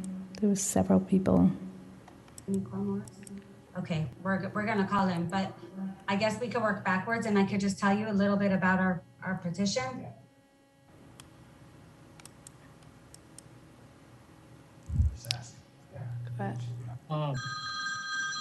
can you hear me? Yes, Morris, yes. Okay, so I am Morris Shop. I'm the architect for the owner. 65 Bank Street is an existing two-story, two-family dwelling on Bank Street, Cambridge, Massachusetts, in the residence C1 zone. The owner is Lubavitch of Cambridge and Company. Their offices are down the street and across the street at 38 Bank Street, Cambridge. The owner provides early childhood education and daycare as the Cambridge Preschool of the Arts.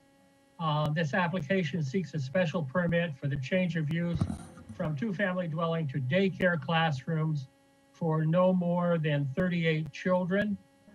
This will provide classrooms for nearly immediate use while a new facility is being renovated at 243 Hampshire Street in Inman Square, and equally important, over the period of the use permit, to meet the demand for affordable daycare in the neighborhood as families are required to return to work from COVID restrictions.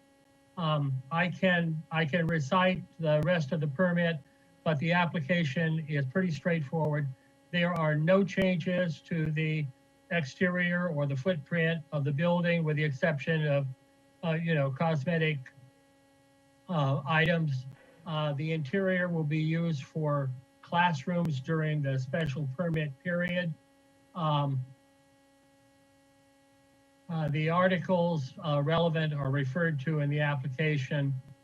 And we believe that all the provisions of the ordinance will be met in connection with the proposed use under section 19.30 of the objectives of the urban design ordinance. And the rest of the special permit and questions are answered in the application. I will turn it over to Elke to explain the mission of the Cambridge Preschool of the Arts and their use of this building. Elke? Hi, thank you for your time. So I think you may remember us from a few years ago, but 5 years ago, we started a preschool, Cambridge Preschool of the Arts, to provide, to answer the very high demand of the childcare need in Cambridge.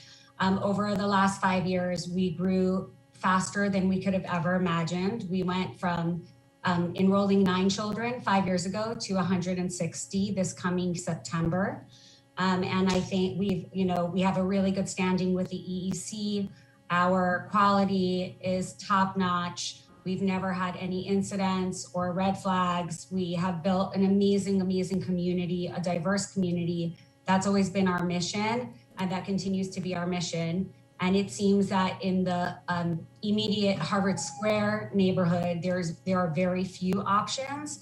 And so being able to provide for our families, especially given the fact that during COVID, even more childcare centers had to close, we, thank God, we're so lucky and blessed to have not only stayed afloat, but have grown tremendously over this last year. So having this, while we expand 243, will just give us the ability to, let more students off our wait list and be able to provide childcare and community for our families. All of our families in the Harvard, we are surrounded by Harvard buildings. 65, 67 is all surrounded by Harvard buildings.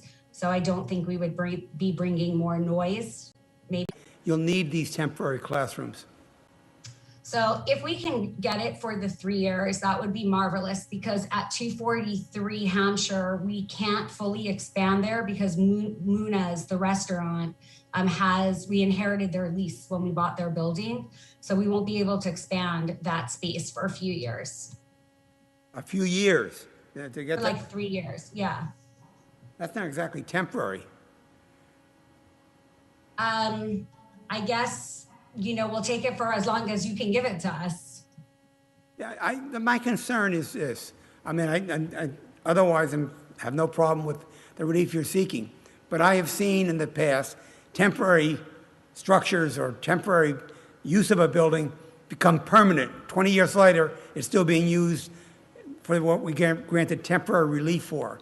And so I don't want to be in a position where we have to face, we're sort of, I don't want to use the wrong words, We granted relief on one basis, but it turns out that wasn't the basis that was appropriate.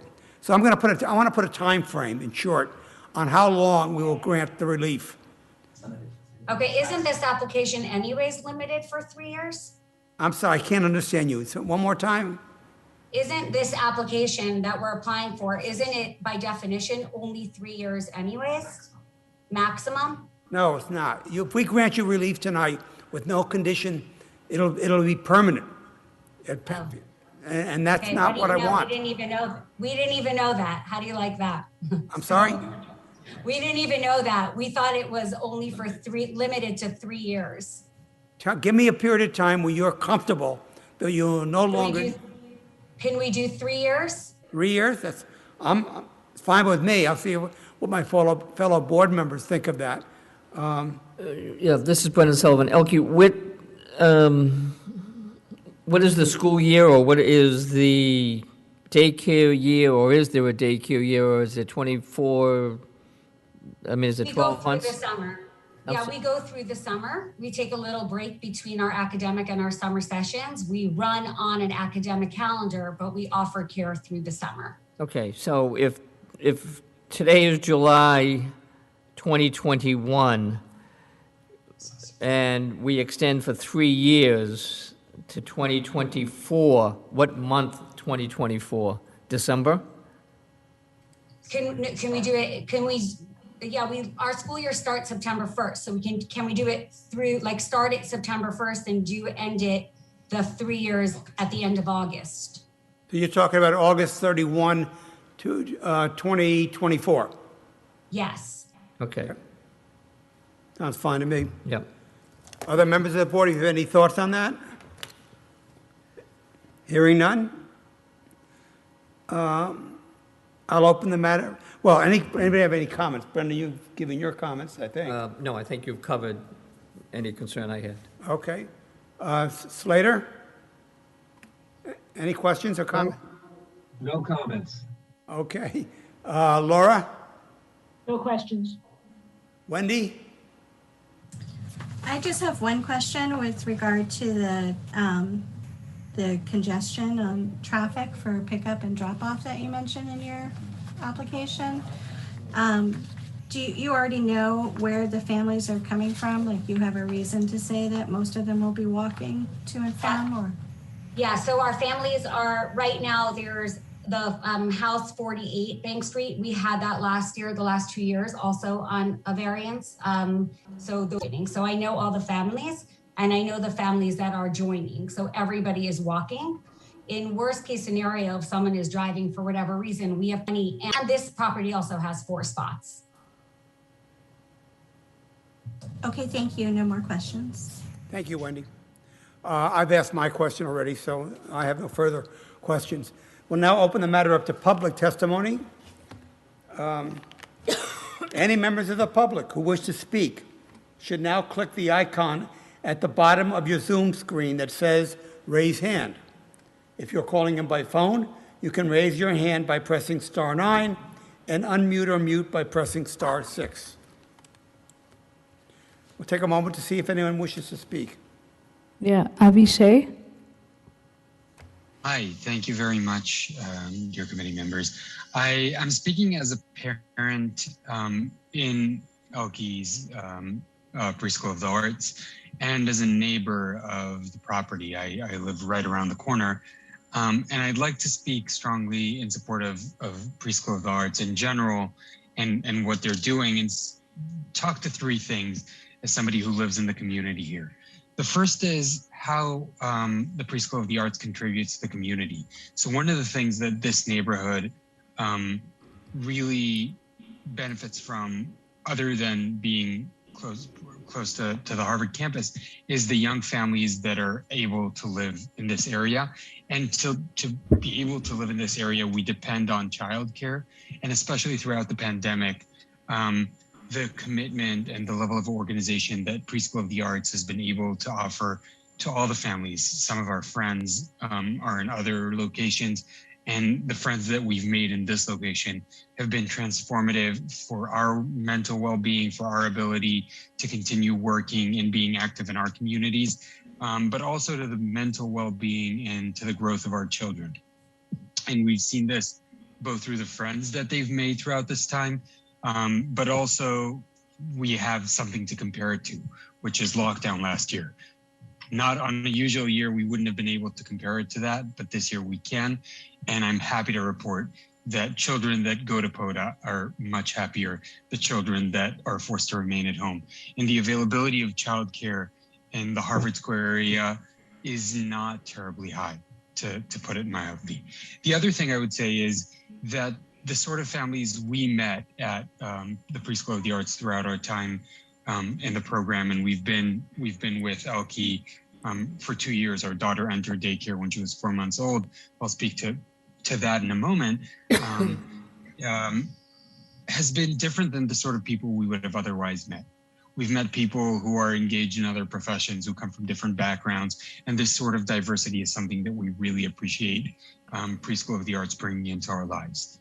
And finally, in my family, I am responsible for most childcare throughout the day. In most families, I recognize that that's not necessarily the case in terms of gender roles.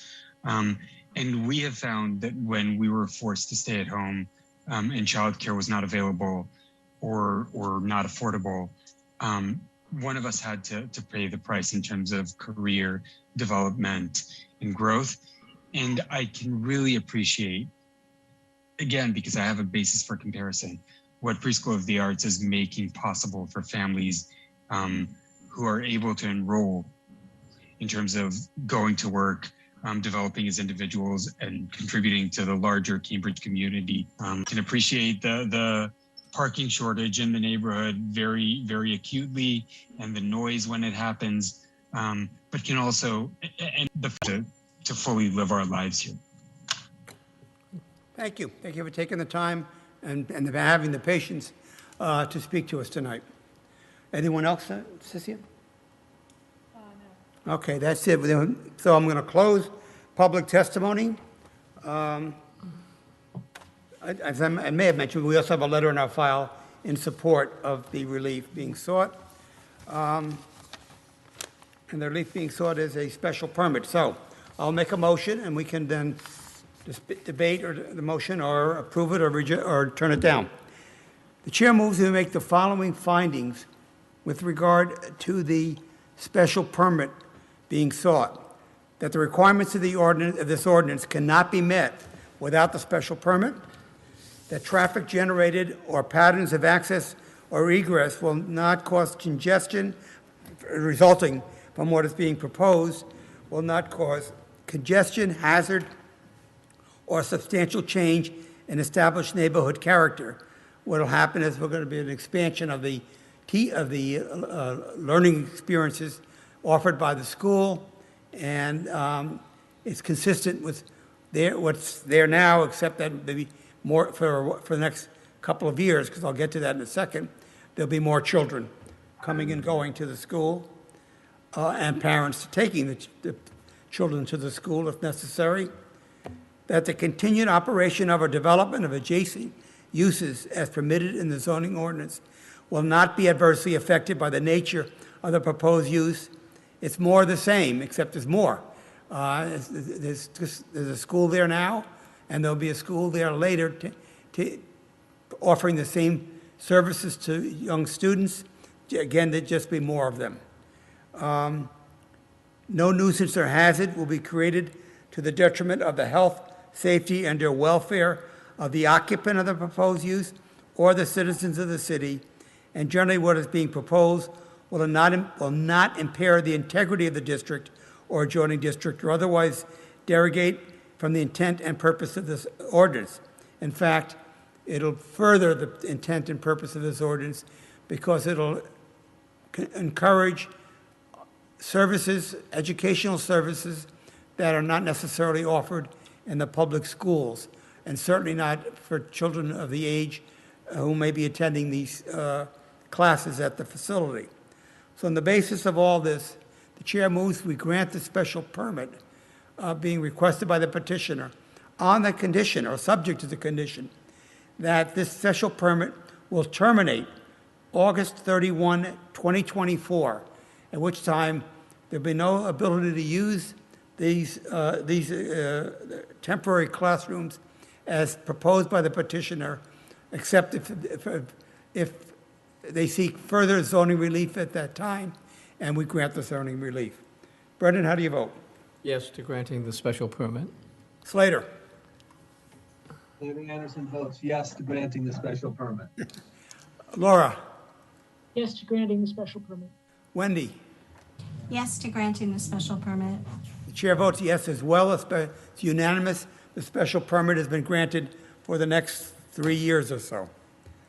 Thank you. And that concludes our... Thank you very much. Thank you. You're welcome. Thank you. Oh, I'm sorry. I should have... That's all right. Never mind. I would have made reference to the plans submitted by the petitioner, but I don't think it's necessary, in fact, given that you're not going to modify the exterior of the structure. So part of my musings and wanderings, this hearing is completed. Case is over. Thank you very much. Thank you very much.